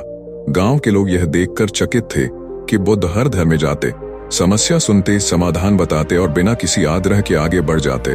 किसी ने दिया तो किसी ने मना किया, लेकिन बुद्ध की शांति और धैर्य में कोई अंतर नहीं आया। अंत में गांव के लोग उनके पास आए और पूछा, भगवान, आपने आज हमें क्या सिखाया? बुद्ध ने मुस्कुराते हुए कहा, जिस प्रकार मैं बिना किसी आसक्ति के भिक्षा मांगता हूँ, उसी प्रकार जीवन में भी हमें परिणामों से बंधे बिना कर्म करना चाहिए। जो मिलता है उसे स्वीकार करो, जो नहीं मिलता उसके लिए दुखी मत हो। यही सच्चा संतोष है। गांव वालों ने यह सुनकर उनके चरणों में प्रणाम किया। आज उन्हें जीवन का एक और अनमोल सत्य समझ में आ गया था। गौतम बुद्ध अपनी भिक्षा यात्रा पूरी कर चुके थे और जेतवन विहार की ओर लौट रहे थे। उनके शिष्य भी साथ थे। मार्ग में घना जंगल पड़ता था, जहां दूर दूर तक कोई बस्ती नहीं थी। चलते चलते उन्हें एक कराहने की आवाज सुनाई दी। बुद्ध ने आवाज की दिशा में देखा। एक वृक्ष के नीचे एक दुर्बल और बीमार व्यक्ति पड़ा था। उसका शरीर क्षीण हो चुका था, चेहरे पर दर्द की गहरी लकीरें थीं और चारों ओर दुर्गंध फैली थी। लगता था कई दिनों से उसे किसी ने संभाला नहीं था। बुद्ध ने पास जाकर प्रेमपूर्वक पूछा, वत्स, तुम कौन हो और यहाँ इस दशा में कैसे पहुंचे? रोगी व्यक्ति ने बड़ी मुश्किल से आंखें खोलीं और कहा, भगवान, मैं इसी गांव का रहने वाला हूँ। पहले स्वस्थ था, लेकिन जब बीमार पड़ा तो परिवार वालों ने त्याग दिया। मेरे मित्रों ने भी मुंह फेर लिया। कोई मेरी सहायता नहीं करता। मैं मृत्यु की प्रतीक्षा कर रहा हूँ। यह सुनकर बुद्ध का हृदय करुणा से भर गया। उन्होंने तुरंत आनंद और अन्य शिष्यों को आदेश दिया, इस व्यक्ति को उठाकर आश्रम ले चलो, हम इसकी सेवा करेंगे। शिष्य थोड़ा असमंजस में थे। एक ने कहा, भगवान, यह व्यक्ति बहुत गंदा है, इसकी बीमारी भी गंभीर लगती है, हम इसे कैसे ले जाएं? बुद्ध ने गंभीर स्वर में कहा, जो व्यक्ति दूसरों की सेवा नहीं कर सकता वह सच्ची साधना भी नहीं कर सकता। करुणा ही सच्चा धर्म है। ये सुनकर शिष्यों ने बिना किसी हिचकिचाहट के रोगी को उठाया और जेतवन विहार ले आए। आश्रम में बुद्ध ने स्वयं अपने हाथों से उसका शरीर साफ किया, उसे स्नान कराया और औषधियां दी। कुछ ही दिनों में वह धीरे धीरे स्वस्थ होने लगा। जब उसने पूर्णतः आंखें खोली और अपने शरीर में नई ऊर्जा महसूस की तो उसने बुद्ध से पूछा, भगवान, आपने मेरी इतनी सेवा क्यों की? मैं कौन हूँ आपके लिए? बुद्ध मुस्कुराए और बोले, वत्स, यह मत सोचो कि तुम कौन हो, सोचो कि तुम एक प्राणी हो जो कष्ट में था। मेरा धर्म है सेवा करना, क्योंकि सभी जीव आपस में जुड़े हुए हैं। जब कोई दुख में होता है तो उसे त्यागना धर्म नहीं, उसे संभालना ही सच्ची मानवता है। जब ये समाचार गांव पहुंचा तो वे लोग बहुत लज्जित हुए जिन्होंने उस व्यक्ति को छोड़ दिया था। वे सभी बुद्ध के पास आए और बोले, भगवान, हमने तो इसे त्याग दिया था, पर आपने इसे जीवनदान दे दिया। क्या हमसे बहुत बड़ा पाप हुआ? बुद्ध ने उत्तर दिया, पाप और पुण्य केवल विचार और कर्म से जन्म लेते हैं। जो गलती हो गई उसे सुधारना ही धर्म है। अब से यह संकल्प लो कि किसी भी जरूरतमंद को अकेला नहीं छोड़ोगे। गांव वालों ने आंखों में आंसू लिए प्रतिज्ञा की कि वे आगे से कभी किसी बीमार या जरूरतमंद को नहीं छोड़ेंगे। रोगी व्यक्ति ने भी बुद्ध के चरणों में सिर झुका दिया और कहा, भगवान, आपने मुझे न केवल जीवन दान दिया बल्कि जीवन का सच्चा अर्थ भी सिखाया। अब मैं भी आपकी शिक्षाओं का पालन करूंगा। बुद्ध ने उसे आशीर्वाद दिया और कहा, याद रखना, सेवा से बड़ा कोई धर्म नहीं। गौतम बुद्ध अपने शिष्यों के साथ एक नए नगर की ओर जा रहे थे। मार्ग में घना जंगल पड़ता था, जहां डाकू और चोरों का आतंक था। गांव वाले अक्सर इस जंगल से गुजरने में डरते थे। बुद्ध के शिष्य भी चिंतित थे, लेकिन बुद्ध शांत थे। जब वे जंगल के बीच पहुंचे तो अचानक पेड़ों के पीछे से कई डाकू निकल आए। उनके हाथों में तलवारें और लाठियां थीं। वे क्रूरता से हंसते हुए बोले, अरे सन्यासियों, क्या सोचा था कि इस जंगल से आसानी से गुजर जाओगे? अपना सारा धन हमें दे दो, नहीं तो जीवन से हाथ धो बैठोगे। शिष्य घबरा गए, लेकिन बुद्ध के चेहरे पर कोई भय नहीं था। वे शांत स्वर में बोले, वत्स, हम सन्यासी हैं, हमारे पास धन दौलत नहीं होती, तुम्हें हमसे क्या मिलेगा? डाकुओं का सरदार हंस पड़ा, अगर तुम्हारे पास धन नहीं है तो हम तुम्हें बंदी बनाकर राजा के पास ले जाएंगे और इनाम लेंगे। बुद्ध ने मुस्कुराते हुए कहा, अगर राजा हमें कुछ देगा तो क्या तुम उसे भी बांटोगे? सरदार चौंका, तुम किस तरह के इंसान हो, तुम्हें डर नहीं लग रहा? बुद्ध बोले, डर तब लगता है जब मन में कुछ खोने का भय हो। हमने पहले ही सब कुछ त्याग दिया है, फिर हमें डर कैसा? डाकू आपस में चर्चा करने लगे। यह पहली बार था जब कोई उनके सामने निडर खड़ा था। आम लोग तो उनसे कांपते थे, गिड़गिड़ाते थे, लेकिन यह सन्यासी तो जैसे किसी और ही दुनिया का था। तभी एक डाकू ने कहा, सरदार, मुझे लगता है ये साधु साधारण व्यक्ति नहीं है। बुद्ध ने आगे कहा, तुम्हें क्या लगता है चोरी करने से तुम्हें सुख मिलेगा? सरदार ने ठहाका लगाते हुए कहा, सुख? हम यह सब पेट भरने के लिए करते हैं। बुद्ध ने गंभीर स्वर में कहा, जो भोजन किसी की पीड़ा का कारण बनता है वह कभी संतोष नहीं दे सकता। तुमने कितनी ही बार धन चुराया होगा, लेकिन क्या कभी मन को शांति मिली? डाकू एक दूसरे की ओर देखने लगे। सच में वे जितना धन लूटते उतना ही असंतोष बढ़ता जाता। न चैन से सो पाते, न खुलकर हंस पाते। बुद्ध ने सरदार की ओर देखा और कहा, अगर तुम सच में बलवान हो तो मेरा एक प्रश्न हल करो। सरदार हंसा, पूछो। बुद्ध बोले, तुम कितनों को लूट चुके हो? सरदार ने गर्व से कहा, असंख्य लोगों को। बुद्ध ने पूछा, और क्या कभी कोई तुम्हारे कारण सुखी हुआ? सरदार चुप हो गया। बुद्ध ने फिर कहा, सच्ची वीरता किसी को दुख देने में नहीं बल्कि किसी के जीवन को संवारने में है। अगर तुम में हिम्मत है तो 1 महीने के लिए किसी जरूरतमंद की सहायता करके देखो। अगर तुम्हें सुख न मिले तो मैं खुद तुम्हारे साथ राजा के पास चलूंगा। डाकू सरदार सोच में पड़ गया। उसकी तलवार हाथ से छूट गई। उसने बुद्ध के चरणों में सिर झुका दिया और कहा, भगवान, आपने मेरी आंखें खोल दी, अब मैं कभी किसी को कष्ट नहीं दूंगा। डाकुओं ने अपने हथियार फेंक दिए और प्रण किया कि वे अब से सत्कर्म करेंगे। बुद्ध ने आशीर्वाद दिया और कहा, कभी भी अपने कर्मों से मत भागो, जो किया उसे सुधारने का प्रयास करो, यही सच्ची साधना है। डाकू नए जीवन की राह पर चल पड़े। बुद्ध और उनके शिष्य नगर की ओर बढ़ गए, लेकिन आज जंगल में अंधकार नहीं बल्कि ज्ञान का प्रकाश फैल चुका था। एक दिन गौतम बुद्ध अपने शिष्यों के साथ एक नए नगर की ओर जा रहे थे। मार्ग में एक घना जंगल पड़ता था, जो न केवल वनस्पतियों से भरा हुआ था बल्कि वहां कुछ खतरनाक जीव जंतु भी रहते थे। लेकिन बुद्ध के चेहरे पर हमेशा की तरह शांति थी। वे जानते थे कि यह संसार परिवर्तनशील है और हर प्राणी को अपनी यात्रा पूरी करनी होती है। बुद्ध और उनके शिष्य एक घने जंगल के बीच से गुजर रहे थे। अचानक एक सांप उछलकर बुद्ध के पैरों में चिपक गया और उन्हें डस लिया। शिष्य घबराकर दौड़े और कहा, भगवान, आप जरा रुकिए, इस सांप ने आपको काट लिया है। बुद्ध शांतिपूर्वक बैठे रहे, जैसे कुछ हुआ ही नहीं। उनके चेहरे पर कोई चिंता या भय नहीं था। शिष्य परेशान हो गए और जल्दी से जल्दी एक चिकित्सक को बुलाने की सोचने लगे, लेकिन बुद्ध ने उन्हें रोका और कहा, यह तुम्हारा भय है, मेरा नहीं। सांप का विष धीरे धीरे बुद्ध के शरीर में फैलने लगा, लेकिन वह अडिग बने रहे। उनका ध्यान अपनी आंतरिक स्थिति पर था, न कि शरीर की पीड़ा पर। उन्होंने शिष्यों से कहा, जब तक शरीर को कष्ट हो तब तक ध्यान को उस कष्ट से ऊपर उठाना चाहिए। शिष्य चुपचाप सुन रहे थे, लेकिन उनकी चिंता बढ़ रही थी। एक शिष्य ने पूछा, भगवान, क्या आप दर्द महसूस नहीं कर रहे हैं? बुद्ध ने उत्तर दिया, दर्द और सुख केवल शरीर के अनुभव है। शरीर का जन्म और मृत्यु तय है, लेकिन आत्मा हमेशा शांति और स्थिरता में रहती है। जब तक मैं इस शरीर को अनुभव कर रहा हूँ, मैं इसका ध्यान रखूंगा, लेकिन मेरी वास्तविकता इससे परे है। कुछ शिष्य अब डर के कारण इधर उधर दौड़ने लगे, जबकि कुछ ने सोचा कि वे कैसे अपने गुरु की मदद कर सकते हैं। लेकिन बुद्ध की यह स्थिति देखकर उन्होंने अपनी आत्मा को शांत किया और ध्यान केंद्रित किया। बुद्ध ने फिर कहा, यह शरीर जन्म और मृत्यु के खेल का हिस्सा है। यदि यह विष मुझ में फैलेगा और शरीर मर जाएगा तो यह भी समय का खेल है, लेकिन यह जीवन और मृत्यु केवल शरीर से संबंधित है। आत्मा कभी नहीं मरती। बुद्ध की यह बात सुनकर शिष्य और अधिक शांत हो गए। वे देख रहे थे कि गुरु के भीतर कोई अस्थिरता नहीं है, न ही किसी सांप का विष पूरी तरह फैल चुका था। तो एक चमत्कार हुआ। वह विष शरीर में फैलने के बावजूद बुद्ध के चेहरे पर एक भी लक्षण नहीं था, न ही किसी प्रकार का दर्द। वह शांत और स्थिर बने रहे और धीरे धीरे शरीर की प्रतिक्रियाएं कम होती गईं। सांप का काटना न तो कोई वास्तविक खतरा बना, न ही किसी भय का कारण। बुद्ध ने शिष्यों से कहा, जो हमसे बाहर है उसे कभी हमारे भीतर नहीं आना चाहिए। शांति भीतर से आती है और जब हम इसे भीतर अनुभव करते हैं तो कोई भी बाहरी शक्ति उसे छीन नहीं सकती।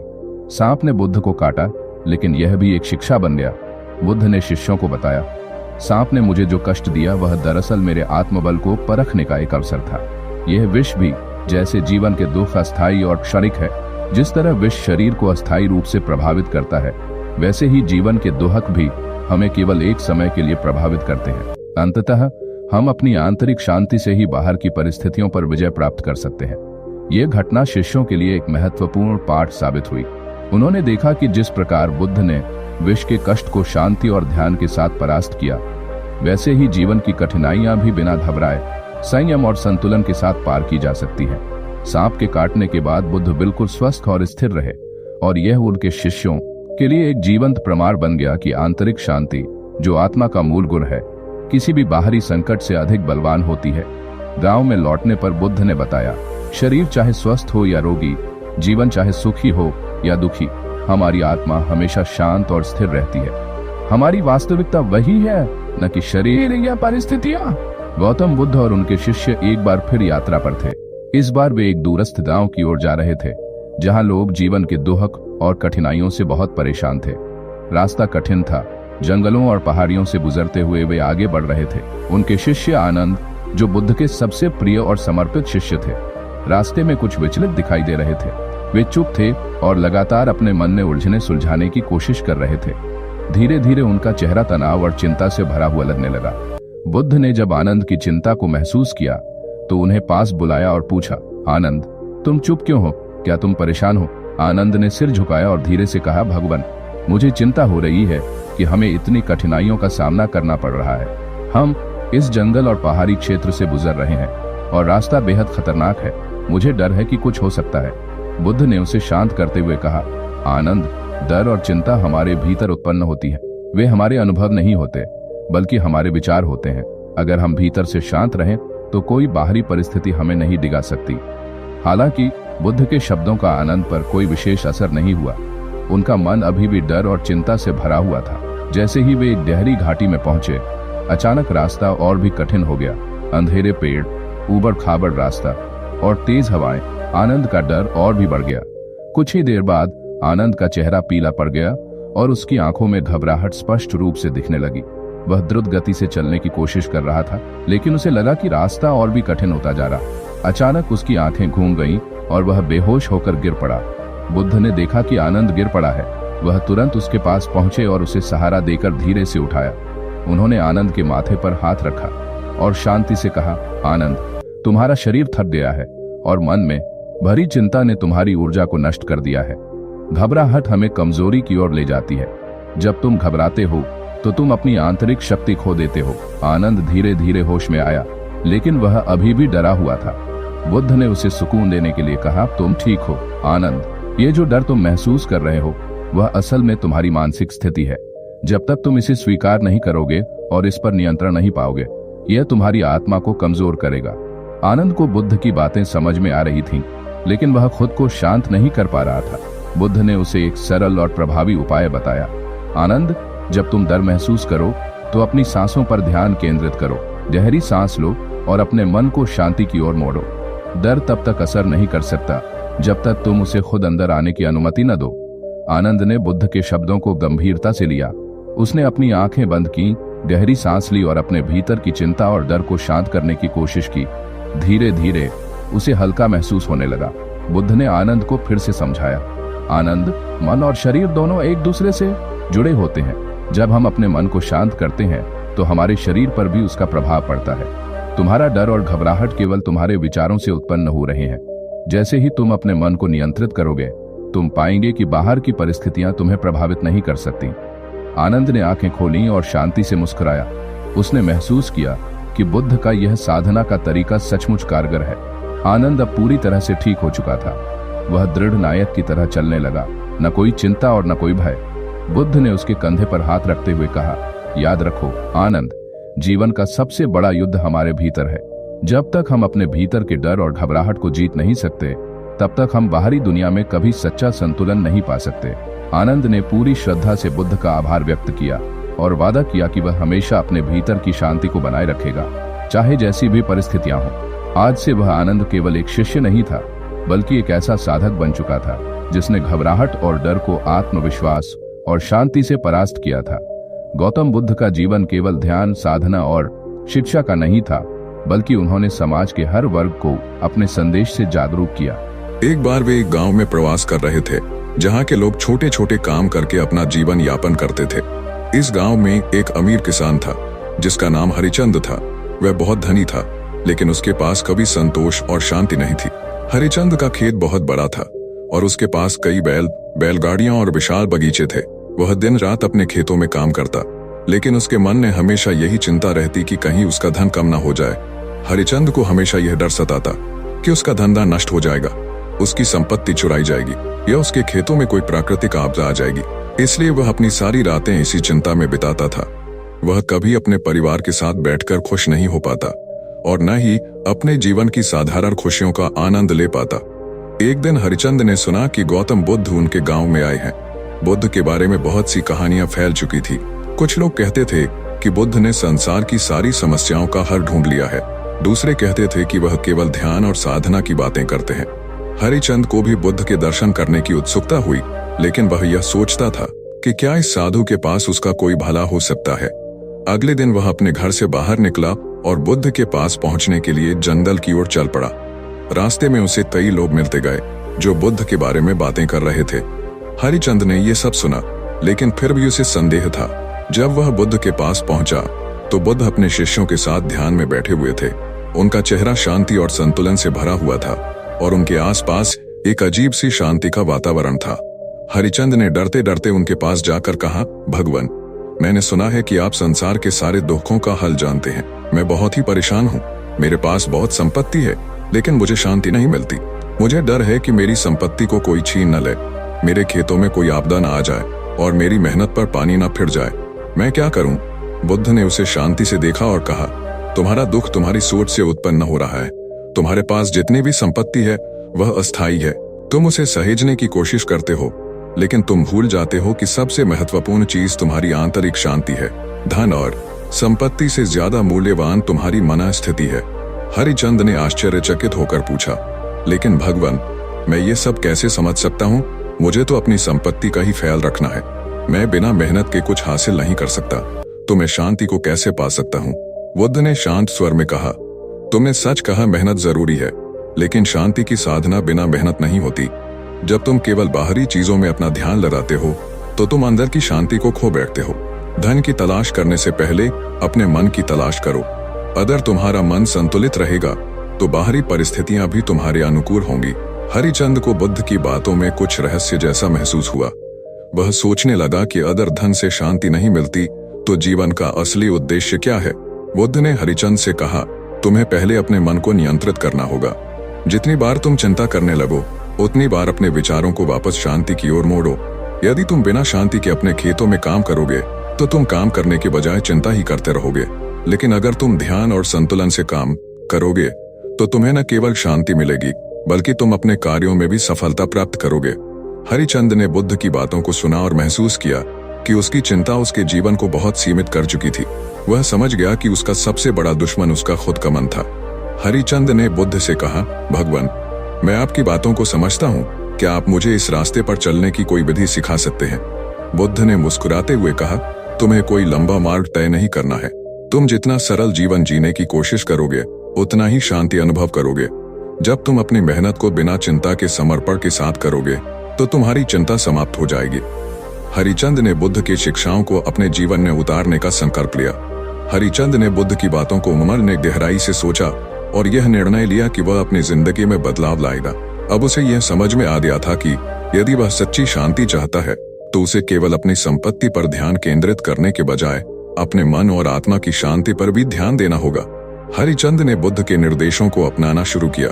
वह रोज सुबह जल्दी उठता और कुछ समय अपने खेतों की देखभाल करने से पहले ध्यान करता। पहले तो उसे यह काफी कठिनाईपूर्ण लगा, क्योंकि उसका मन हमेशा काम और संपत्ति के बारे में सोचता रहता था। वह सोचता था कि वह अपने खेतों में देर हो जाने पर क्या करेगा, या अगर उसके बैल को कोई समस्या आ गई तो वह क्या करेगा। लेकिन बुद्ध के शब्दों को याद करते हुए हरिचंद ने धीरे धीरे अपने ध्यान में गहरी शांति महसूस करना शुरू किया। वह जानने लगा कि जैसे ही उसका मन स्थिर होता, उसका दिन भी उतना ही शांतिपूर्ण और सशक्त बनता। उसने महसूस किया कि खेतों में काम करते समय भी अगर उसका मन शांति में रहता तो वह अधिक प्रभावी तरीके से काम करता। कुछ महीनों बाद गांव में एक भयंकर अकाल पड़ गया। पानी की कमी हो गई और फसलें सूखने लगीं। हरिचंद का बड़ा खेत था, लेकिन अकाल ने उसकी सारी उम्मीदों को चूर चूर कर दिया।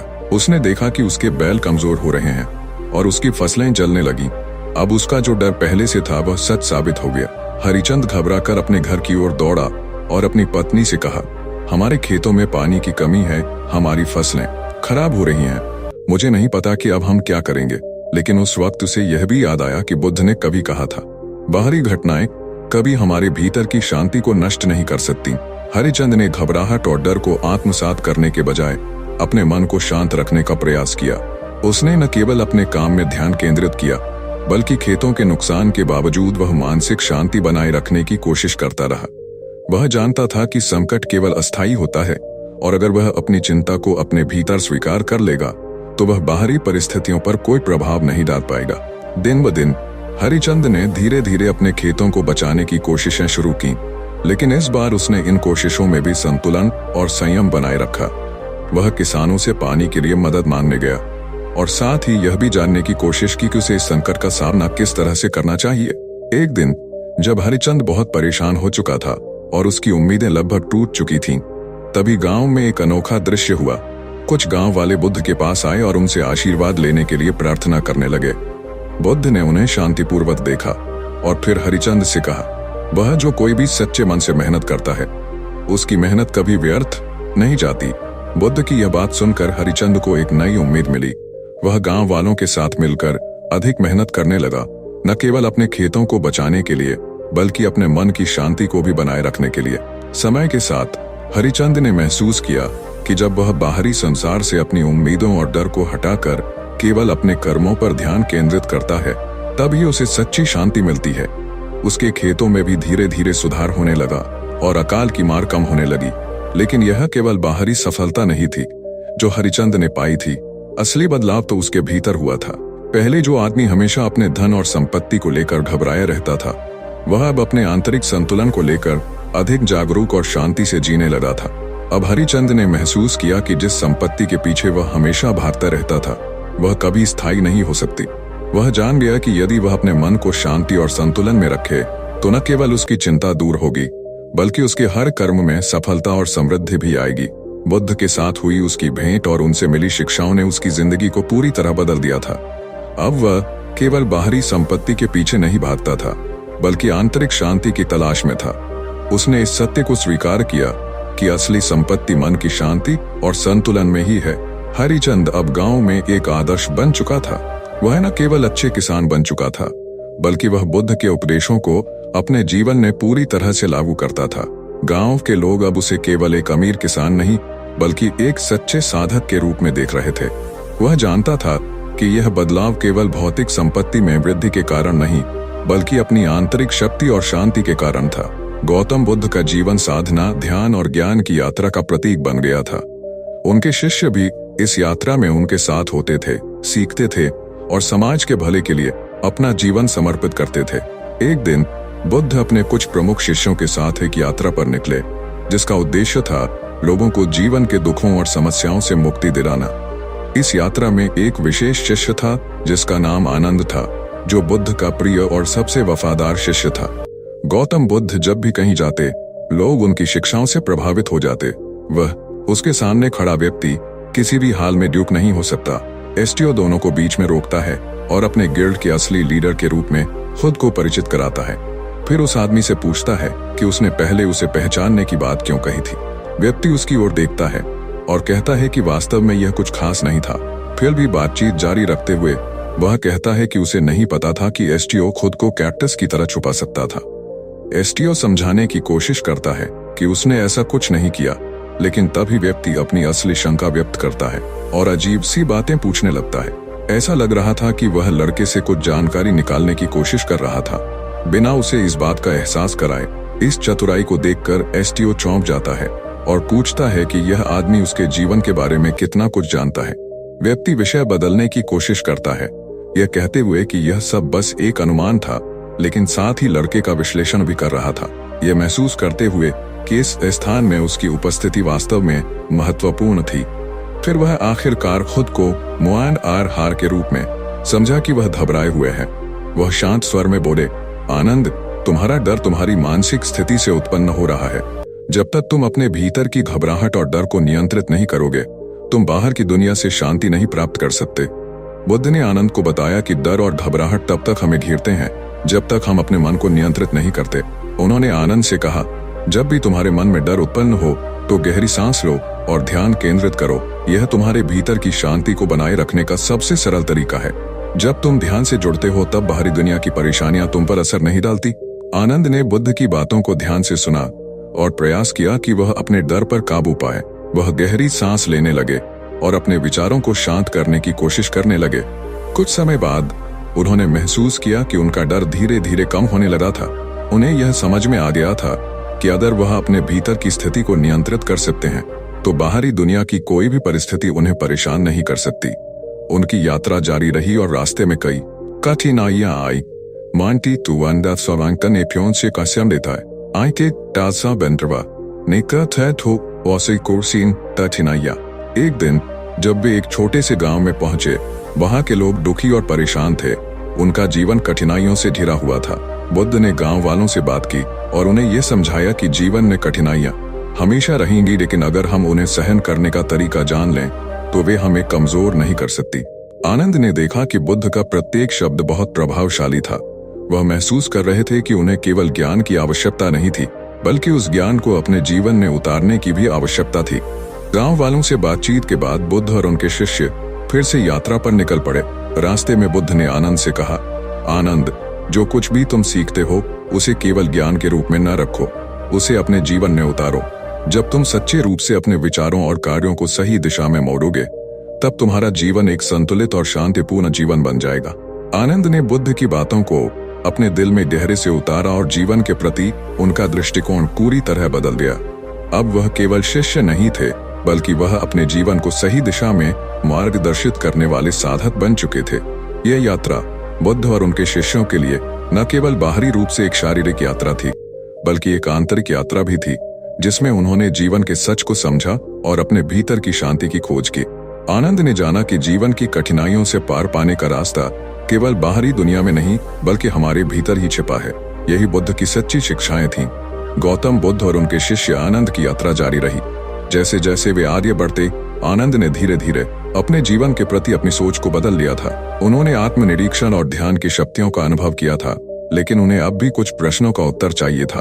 वह जानना चाहते थे कि जीवन में असली शांति और सुख कैसे पाया जा सकता है, और क्या यह केवल बुद्ध के शब्दों पर निर्भर करता है या यह कुछ और है।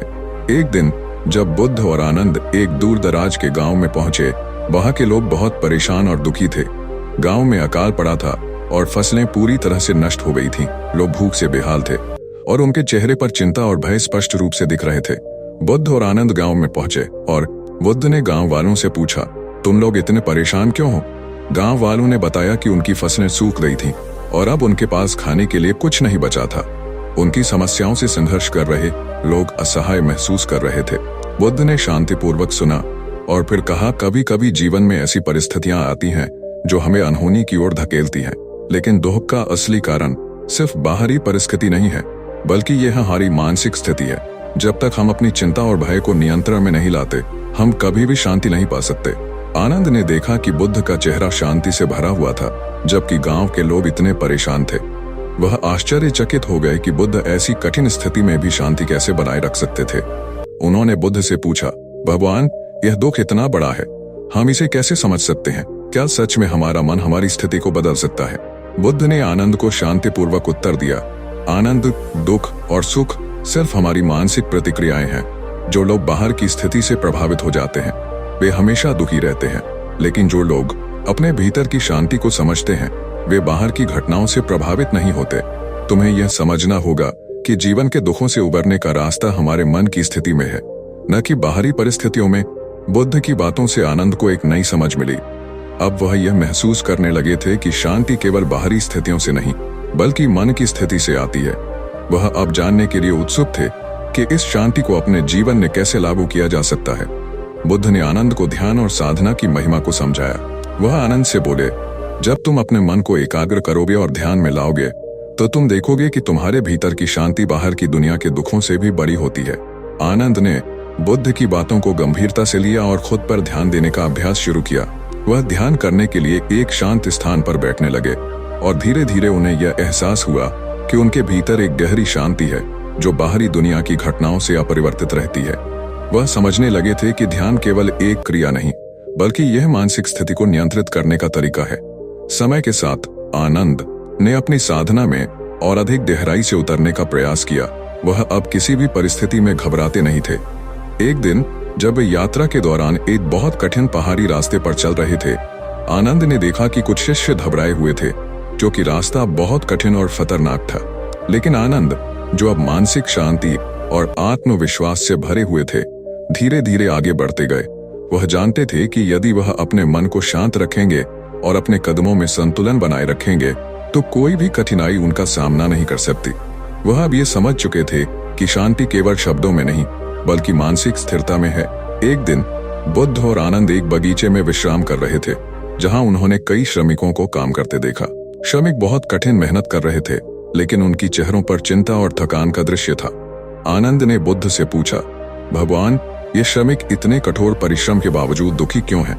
बुद्ध ने जवाब दिया, उनकी मेहनत से अधिक महत्वपूर्ण यह है कि वे उस मेहनत को किस प्रकार करते हैं।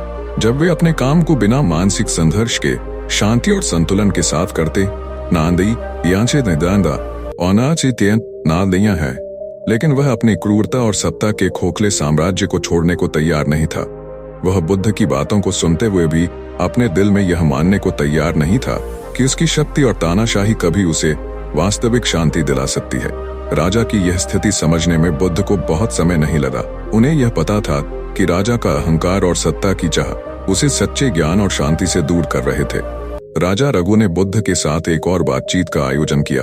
उसने बुद्ध से कहा, तुम कहते हो कि मैं शांति प्राप्त नहीं कर सकता, लेकिन देखो, मेरा राज्य समृद्ध है, मेरी सेना शक्तिशाली है और लोग मेरी बातों को बिना किसी विरोध के मानते हैं। फिर भी तुम मुझसे कह रहे हो कि मैं अपनी क्रूरता छोड़ दूं। मैं अपने राज्य की शक्ति से संतुष्ट हूं और मुझे किसी दूसरे रास्ते की जरूरत नहीं है। बुद्ध ने एक गहरी सांस ली और फिर बहुत शांति से उत्तर दिया, राजा, तुम यह मानते हो कि तुम्हारी शक्ति तुम्हारे राज्य की समृद्धि और सैनिकों की ताकत से आती है, लेकिन क्या तुम ये समझते हो कि असली शक्ति और समृद्धि केवल मानसिक शांति में होती है? तुम जितना अधिक दूसरों पर अत्याचार करोगे, तुम्हारी मानसिक स्थिति उतनी ही खराब होगी। तुम्हारे भीतर की शांति और संतुलन ही तुम्हारे राज्य को स्थिर बनाए रख सकते हैं, नहीं तो ये सब बहुत जल्दी नष्ट हो सकता है। राजा रघु को बुद्ध की बातों ने असहज कर दिया, लेकिन उसने उन्हें पूरी तरह से नहीं माना। उसकी आत्मशंका और आंतरिक संघर्ष अब और बढ़ने लगा था, लेकिन उसने इसे अपने दिल से निकालने की कोशिश की। राजा ने बुद्ध से कहा, तुम कहते हो कि मानसिक शांति से राज्य की स्थिरता आती है, लेकिन मैं क्या करूं जब मेरे राज्य में अपराधी और विद्रोही लोग हैं? क्या मैं उन्हें अपनी शांति से छोड़ दूं? बुद्ध ने राजा से कहा, राजा, तुम्हारे राज्य में अगर कोई अपराधी है तो उनका सुधार करना तुम्हारा कर्तव्य है, लेकिन उन्हें सजा देने से पहले यह सोचो कि क्या तुमने उन्हें सही मार्ग पर लाने के लिए पहले कभी प्रयास किया है? क्या तुमने उन्हें सही शिक्षा दी है? क्या तुमने उन्हें मौका दिया है कि वे अपने पापों का प्रायश्चित कर सकें? अगर तुम्हारा दिल शांति से भरा हुआ है तो तुम न्याय और दया के साथ उनके लिए सही मार्ग दिखा सकोगे। राजा रघु को बुद्ध के शब्दों ने एक नया दृष्टिकोण दिया, लेकिन वह फिर भी पूरी तरह से विश्वास करने को तैयार नहीं था। उसकी क्रूरता और अहंकार ने उसे अपने सच्चे उद्देश्यों से भटका दिया था। वह हमेशा यही सोचता था कि शक्ति से ही सब कुछ नियंत्रित किया जा सकता है और वह अपनी स्थिति को किसी भी हालत में खोना नहीं चाहता था। दिन ब दिन राजा के मन में संघर्ष बढ़ता गया। एक ओर वह अपनी शक्ति बनाए रखना चाहता था तो दूसरी ओर बुद्ध के शब्दों ने उसे यह समझाने की कोशिश की थी कि असली शक्ति भीतर की शांति में है। राजा रातों को जागकर सोचता था कि क्या उसके अत्याचार और क्रूरता से कभी शांति आ सकती है? क्या उसकी शक्ति केवल बाहरी दिखावे का परिणाम है, या क्या वह अपने भीतर का खोखलापन और डर छिपाने के लिए इसे अपना हथियार बना रहा था? राजा ने सोचा कि यदि वह अपनी शक्ति का इस्तेमाल लोगों को नियंत्रित करने के लिए करता रहेगा तो क्या उसे सच्चे सुख का अनुभव होगा। वह जानता था कि उसने कभी भी किसी को सच्चे प्रेम और दया से नहीं देखा, लेकिन यह डर उसे यह स्वीकार करने से रोकता था कि वह भी किसी बदलाव का हिस्सा बन सकता है। एक दिन बुद्ध ने राजा रघु को फिर से अपने विचार साझा करने के लिए बुलाया। राजा ने बुद्ध को महल में आमंत्रित किया और इस बार वह उनके शब्दों को गंभीरता से सुनने के लिए तैयार था। बुद्ध ने कहा, राजा, तुम्हारी क्रूरता और भय केवल तुम्हारे भीतर की असुरक्षा और भय का परिणाम है। जब तक तुम अपनी आत्मा से डर को बाहर नहीं निकालते, तब तक तुम सच्ची शांति नहीं पा सकोगे। तुम अपने राज्य में डर और क्रूरता का माहौल पैदा करते हो, लेकिन क्या तुम ये नहीं समझते कि यही डर तुम्हारे भीतर की शांति को भी नष्ट कर देता है?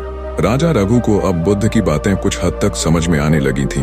उसने महसूस किया कि वह सच्ची खुशी और शांति के लिए पूरी तरह से गलत रास्ते पर था। उसके भीतर एक बदलाव की लहर उठने लगी थी, लेकिन वह इस बदलाव को स्वीकार करने के लिए तैयार नहीं था। उसका अहंकार अब भी उसे यह सोचने पर मजबूर करता था कि उसके बिना राज्य कभी नहीं चलेगा। राजा रघु ने बुद्ध से कहा, तुम ठीक कहते हो, लेकिन क्या मैं अब इतने सालों बाद अपनी आदतों को बदल सकता हूँ? बुद्ध ने मुस्कुराते हुए कहा, राजा, हर दिन एक नया अवसर है। तुम जब चाहो अपनी आदतों को बदल सकते हो। ये तुम्हारी इच्छा और तुम्हारे भीतर की शक्ति पर निर्भर करता है। राजा ने बुद्ध के शब्दों को आत्मसात किया और अब वह एक नए निर्णय पर विचार कर रहा था। क्या वह अपनी क्रूरता को छोड़कर एक नए रास्ते पर चलेगा? क्या वह सच्चे शांति और संतुलन की ओर कदम बढ़ाएगा? यह सवाल अब राजा के मन में गहरे तक गूंज रहा था। राजा रघु के मन में बुद्ध के शब्द गूंज रहे थे, हर दिन एक नया अवसर है। यह विचार उसे बेचैन कर रहा था। वर्षों से वह शक्ति और डर के सहारे शासन कर रहा था, लेकिन अब पहली बार उसे एहसास हो रहा था कि उसका यह भय, क्रोध और क्रूरता असल में उसकी कमजोरी थी, न कि उसकी ताकत।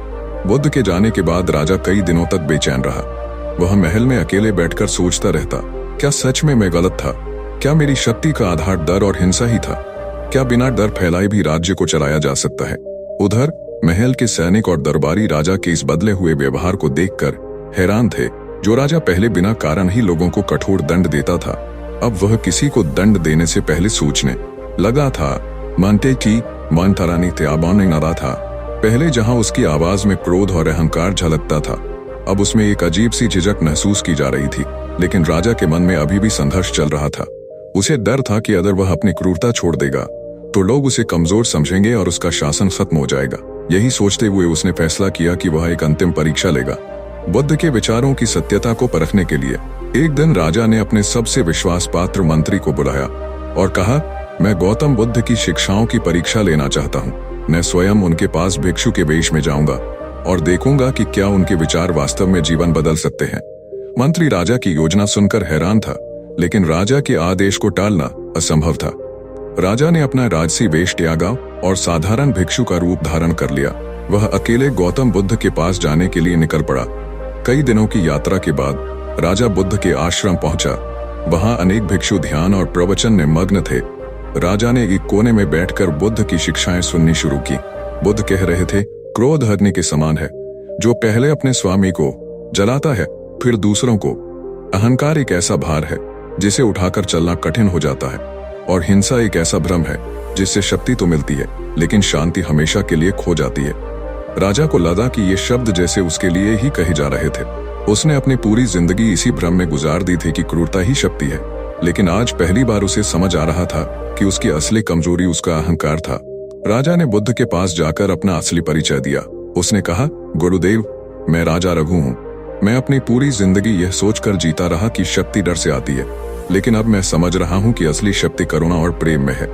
बुद्ध ने मुस्कुराकर राजा की ओर देखा और कहा, राजा, यह समझ ही तुम्हारा पहला कदम है। जो व्यक्ति अपनी गलतियों को पहचान लेता है, वही उन्हें सुधार सकता है। राजा ने विनम्रता पूर्वक पूछा, गुरुदेव, मैं अपने पिछले पापों का प्रायश्चित कैसे करूं?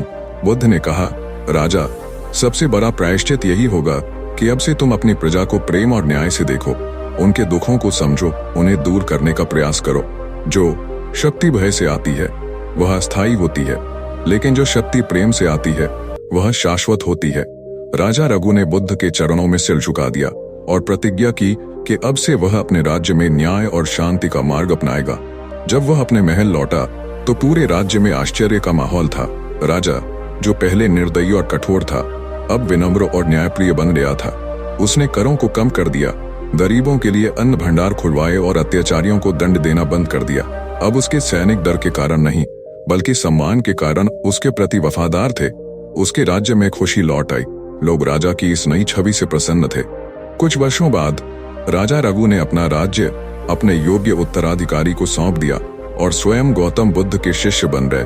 वह अपनी शेष जिंदगी भिक्षु के रूप में बिताने लगे ताकि अधिक से अधिक लोगों को अहंकार, क्रोध और भय से मुक्त कर सकें। इस प्रकार एक क्रूर राजा ने बुद्ध की शिक्षाओं से सच्चे अर्थों में राजा बनना सीखा, न कि शक्ति के बल पर बल्कि करुणा और प्रेम के माध्यम से। प्राचीन समय की बात है। गौतम बुद्ध अपने शिष्यों के साथ एक नगर में भ्रमण कर रहे थे। उस नगर में लोग बुद्ध के आगमन से बहुत प्रसन्न थे। वे उन्हें देखने, सुनने और उनके प्रवचन से लाभ लेने के लिए बड़ी संख्या में एकत्रित होते थे। उसी नगर में एक युवक रहता था जिसका नाम अर्जुन था। अर्जुन बहुत ही बुद्धिमान था, लेकिन उसकी एक समस्या थी। वह बिना सोचे समझे बोलता था और अपने शब्दों से लोगों को आहत कर देता था। अर्जुन को लगता था कि वह जो भी कहता है वह सत्य होता है, इसलिए उसे बोलने से पहले विचार करने की कोई आवश्यकता नहीं। वह दूसरों की भावनाओं की परवाह किए बिना सीधे और कठोर शब्दों में अपनी बात कहता था। नगर के लोग उससे कतराने लगे थे, क्योंकि वे जानते थे कि अर्जुन की बातों में तर्क तो होता था, लेकिन प्रेम और विनम्रता नहीं। एक दिन अर्जुन ने सुना कि गौतम बुद्ध नगर में आए हुए हैं। वह उनके प्रवचन में जाने का निश्चय करता है, लेकिन उसके मन में अहंकार था। उसने सोचा, मैं बुद्ध से एक प्रश्न पूछूंगा और देखूंगा कि क्या वे सच में मेरे प्रश्न का उत्तर दे सकते हैं। गौतम बुद्ध एक विशाल वट वृक्ष के नीचे अपने शिष्यों और नगरवासियों को संबोधित कर रहे थे। उनकी वाणी में मधुरता और गंभीरता थी और उनके शब्द सीधे हृदय तक पहुंचते थे। अर्जुन भी वहां पहुंचा और भीड़ के बीच बैठ गया। वह धैर्यपूर्वक बुद्ध के शब्दों को सुनने लगा। बुद्ध कह रहे थे, शब्दों में बहुत शक्ति होती है। एक मधुर वाणी वाला व्यक्ति शत्रु को भी मित्र बना सकता है और एक कठोर वाणी वाला व्यक्ति अपने मित्र को भी शत्रु बना सकता है। बुद्ध की यह बात सुनकर अर्जुन चौंक गया। उसे लगा कि यह उसके ही लिए कहा जा रहा था। अर्जुन ने अचानक उठकर बुद्ध से प्रश्न किया, गुरुदेव, अगर सत्य को बिना किसी संकोच के कहना ही सबसे बड़ी अच्छाई है, तो फिर शब्दों की इतनी चिंता क्यों करनी चाहिए? क्या सत्य को मीठे शब्दों में कहना जरूरी है? बुद्ध मुस्कुराए और बोले, अर्जुन, तुम्हारा प्रश्न बहुत महत्वपूर्ण है, लेकिन तुम्हें यह समझना होगा कि सत्य की शक्ति तभी प्रभावी होती है जब वह सही तरीके से प्रस्तुत किया जाए। एक बीज तभी अंकुरित होता है जब उसे सही मात्रा में पानी और धूप मिले। उसी प्रकार एक सत्य तभी प्रभावी होता है जब उसे प्रेम, करुणा और सही शब्दों में कहा जाए। अर्जुन ने कहा, लेकिन गुरुदेव, अगर सत्य कड़वा हो तो क्या उसे भी मीठे शब्दों में कहना जरूरी है? बुद्ध ने उत्तर दिया, सत्य कड़वा नहीं होता, उसे प्रस्तुत करने का तरीका उसे कड़वा बनाता है। बुद्ध ने अर्जुन को एक उदाहरण दिया। उन्होंने कहा, मान लो कि एक चिकित्सक किसी रोगी को यह बताना चाहता है कि वह एक गंभीर बीमारी से ग्रस्त है। यदि वह क्रोध में आकर सीधे कहे कि तुम अब कुछ ही दिनों में मरने वाले हो, तो रोगी डर जाएगा, उसकी आत्मा हिल जाएगी और वह शायद ठीक होने की उम्मीद ही छोड़ देगा। लेकिन यदि वही चिकित्सक दयालुता से कहे, तुम्हारी स्थिति गंभीर है, लेकिन अगर तुम कुछ सावधानी बरतो तो तुम ठीक हो सकते हो, तो रोगी के मन में आशा बनी रहेगी और वह इलाज के लिए तैयार होगा। शब्दों में मिठास सत्य को कमजोर नहीं बनाती, बल्कि उसे प्रभावी बनाती है। अर्जुन को यह बात समझ नहीं आई। उसने फिर कहा, लेकिन गुरुदेव, अगर कोई मूर्ख या अज्ञानी व्यक्ति हो तो क्या हमें उसके साथ भी मधुरता से बात करनी चाहिए? बुद्ध मुस्कुराए और बोले, यही तो सच्ची बुद्धिमत्ता है। अर्जुन, जो व्यक्ति अज्ञानी है उसे कठोरता से समझाने का कोई लाभ नहीं, उसे प्रेम और धैर्य से सिखाना चाहिए। कठोर शब्द केवल विरोध पैदा करते हैं, लेकिन प्रेम और धैर्य से कही गई बातें व्यक्ति के हृदय को स्पर्श कर सकती हैं। अर्जुन कुछ देर तक चुप रहा। वह सोच रहा था कि क्या सच में उसके शब्द इतने कठोर थे कि लोग उससे बचने लगे थे। क्या उसे बोलने की कला सीखनी चाहिए? लेकिन उसके मन में अभी भी अहंकार था। उसने सोचा, शायद बुद्ध सिर्फ दयालुता की बात कर रहे हैं, लेकिन वास्तविक दुनिया में ऐसा नहीं चलता। बुद्ध अर्जुन के चेहरे के भावों को पढ़ सकते थे। वे जानते थे कि अर्जुन को पूरी तरह से समझाने के लिए उसे एक और सीख की जरूरत थी, और तभी बुद्ध ने एक योजना बनाई। अर्जुन को बुद्ध की बातें समझ तो आईं, लेकिन उसने पूरी तरह स्वीकार नहीं किया। उसके मन में अभी भी संदेह था। वह सोच रहा था, क्या सच में मीठे शब्दों में शक्ति होती है? क्या कठोर और सीधी बात कहना गलत है? बुद्ध अर्जुन की उलझन को समझ रहे थे। वे जानते थे कि केवल उपदेश से अर्जुन नहीं बदलेगा, उसे एक ऐसी सीख देनी होगी जो वह कभी न भूले। बुद्ध ने अर्जुन से कहा, अर्जुन, तुम्हें सत्य बोलना अच्छा लगता है, ये बहुत अच्छी बात है, लेकिन क्या तुम अपने शब्दों की शक्ति को परखना चाहोगे? अर्जुन ने तुरंत उत्तर दिया, हाँ गुरुदेव, अगर आप मुझे कोई परीक्षा देना चाहते हैं तो मैं उसके लिए तैयार हूँ। बुद्ध ने मुस्कुराते हुए कहा, अच्छा, तो एक काम करो, तुम इस नगर में जाओ और हर उस व्यक्ति से मिलो जिससे तुम पहले मिल चुके हो। उनसे बिना किसी संकोच के वही बोलो जो तुम हमेशा बोलते आए हो। लेकिन जब तुम लौट कर आओ तो हमें यह बताना कि कितने लोग तुमसे प्रसन्न हुए और कितने क्रोधित हुए। अर्जुन को यह कार्य बहुत सरल लगा। वह सोचा, मैं तो हमेशा ही सत्य बोलता हूँ, यह काम मेरे लिए बहुत आसान होगा। अर्जुन नगर की गलियों में निकल पड़ा। वह पहले अपने मित्र के पास गया। मित्र ने मुस्कुराते हुए पूछा, अर्जुन, इतने दिनों बाद कैसे आना हुआ? अर्जुन ने ठंडी आवाज में कहा, मैं बस तुम्हें यह बताने आया हूँ कि तुम्हारा व्यवहार बहुत बचकाना है। तुम हमेशा दूसरों की बातों में आ जाते हो और खुद का भला बुरा नहीं सोचते। मित्र का चेहरा उतर गया। उसने अर्जुन को कुछ नहीं कहा, लेकिन उसकी आंखों में दुख झलक रहा था। इसके बाद अर्जुन अपने एक पड़ोसी के पास गया। पड़ोसी ने प्रेम पूर्वक स्वागत किया, लेकिन अर्जुन ने बिना सोचे कह दिया, तुम बहुत आलसी हो। तुम्हें अपने जीवन में कोई बड़ा काम करना चाहिए, वरना लोग तुम्हें हमेशा छोटा ही समझेंगे। पड़ोसी को यह बात बुरी लगी। वह गुस्से में बोला, अगर तुम मेरी मदद नहीं कर सकते तो कम से कम मेरी आलोचना तो मत करो। अर्जुन को यह देखकर अजीब लगा कि लोग उसके सत्य को स्वीकार करने के बजाय नाराज हो रहे थे। फिर वह एक वृद्ध महिला के पास गया जो उसे हमेशा आशीर्वाद दिया करती थी। लेकिन इस बार अर्जुन ने सीधा कह दिया, तुम्हारी आवाज बहुत कर्कश है। जब तुम बोलती हो तो ऐसा लगता है जैसे कोई चिड़िया चिल्ला रही हो। यह सुनकर वृद्ध महिला ने आशीर्वाद देने के बजाय उसे नाराजगी भरी नजरों से देखा और चुप हो गई। धीरे धीरे अर्जुन को एहसास होने लगा कि उसकी बातें लोगों को आहत कर रही थीं, लेकिन उसने ठान लिया कि वह बुद्ध के पास लौटकर अपनी पूरी परीक्षा देगा। कुछ घंटों बाद अर्जुन बुद्ध के पास लौटा। बुद्ध ने मुस्कुराकर पूछा, कैसा रहा तुम्हारा अनुभव? अर्जुन ने सिर झुका लिया और बोला, गुरुदेव, मैंने वही किया जो आपने कहा था। मैं हर किसी के पास गया और बिना किसी डर के सत्य कहा, लेकिन मुझे यह देखकर आश्चर्य हुआ कि लोग मुझसे नाराज हो गए। कुछ ने बात तक करना बंद कर दिया। बुद्ध मुस्कुराए और बोले, तो अब बताओ अर्जुन, तुम्हारे शब्दों ने कितने लोगों को प्रसन्न किया? अर्जुन ने झिझकते हुए कहा, कोई भी खुश नहीं हुआ गुरुदेव। बुद्ध ने एक फूल उठाया और अर्जुन के हाथ में दिया। उन्होंने कहा, इसे सूंघो। अर्जुन ने फूल को सूंघा और बोला, गुरुदेव, यह तो बहुत सुगंधित है। बुद्ध ने पूछा, अगर यह फूल सूखा और कड़वा होता तो क्या तुम इसे सूंघते? अर्जुन ने सिर हिलाया, नहीं गुरुदेव। बुद्ध ने गहरी दृष्टि से अर्जुन की ओर देखा और बोले, बस यही बात तुम्हारे शब्दों पर भी लागू होती है। अगर तुम्हारे शब्द कठोर, रूखे और कड़वे होंगे तो लोग उन्हें स्वीकार नहीं करेंगे, लेकिन यदि तुम्हारे शब्दों में प्रेम, करुणा और मधुरता होगी तो लोग न केवल उन्हें सुनेंगे बल्कि उन्हें अपनाएंगे भी। अर्जुन को पहली बार अपनी गलती का एहसास हुआ। उसने झुककर बुद्ध के चरणों में प्रणाम किया और कहा, गुरुदेव, अब मैं समझ गया कि केवल सत्य बोलना ही पर्याप्त नहीं है, उसे सही तरीके से प्रस्तुत करना भी उतना ही आवश्यक है। कृपया मुझे सिखाइए कि कैसे मैं अपनी वाणी को प्रेम और मधुरता में लपेटकर प्रस्तुत करूं। अर्जुन ने प्रण लिया कि वह अब से अपनी वाणी पर ध्यान देगा और कभी भी अपने शब्दों से किसी को आहत नहीं करेगा। इसके बाद वह नगर लौटा और उन सभी से क्षमा मांगी जिन्हें उसने कठोर शब्द कहे थे। धीरे धीरे लोग उसे फिर से पसंद करने लगे, क्योंकि अब उसकी बातें उतनी ही प्रभावी थीं, लेकिन अब उनमें कठोरता के बजाय करुणा और प्रेम था। सीख, शब्दों की शक्ति बहुत बड़ी होती है। वे घाव भी कर सकते हैं और मरहम भी बन सकते हैं। सही शब्द सही तरीके से बोले जाएं तो वे जीवन बदल सकते हैं। कहानी कैसी लगी कमेंट करके जरूर बताएं, और वीडियो पसंद आई हो तो वीडियो को लाइक और चैनल पर नए हो तो चैनल को सब्सक्राइब जरूर करें। धन्यवाद। आपका दिन शुभ हो। मिलते हैं अगले वीडियो में।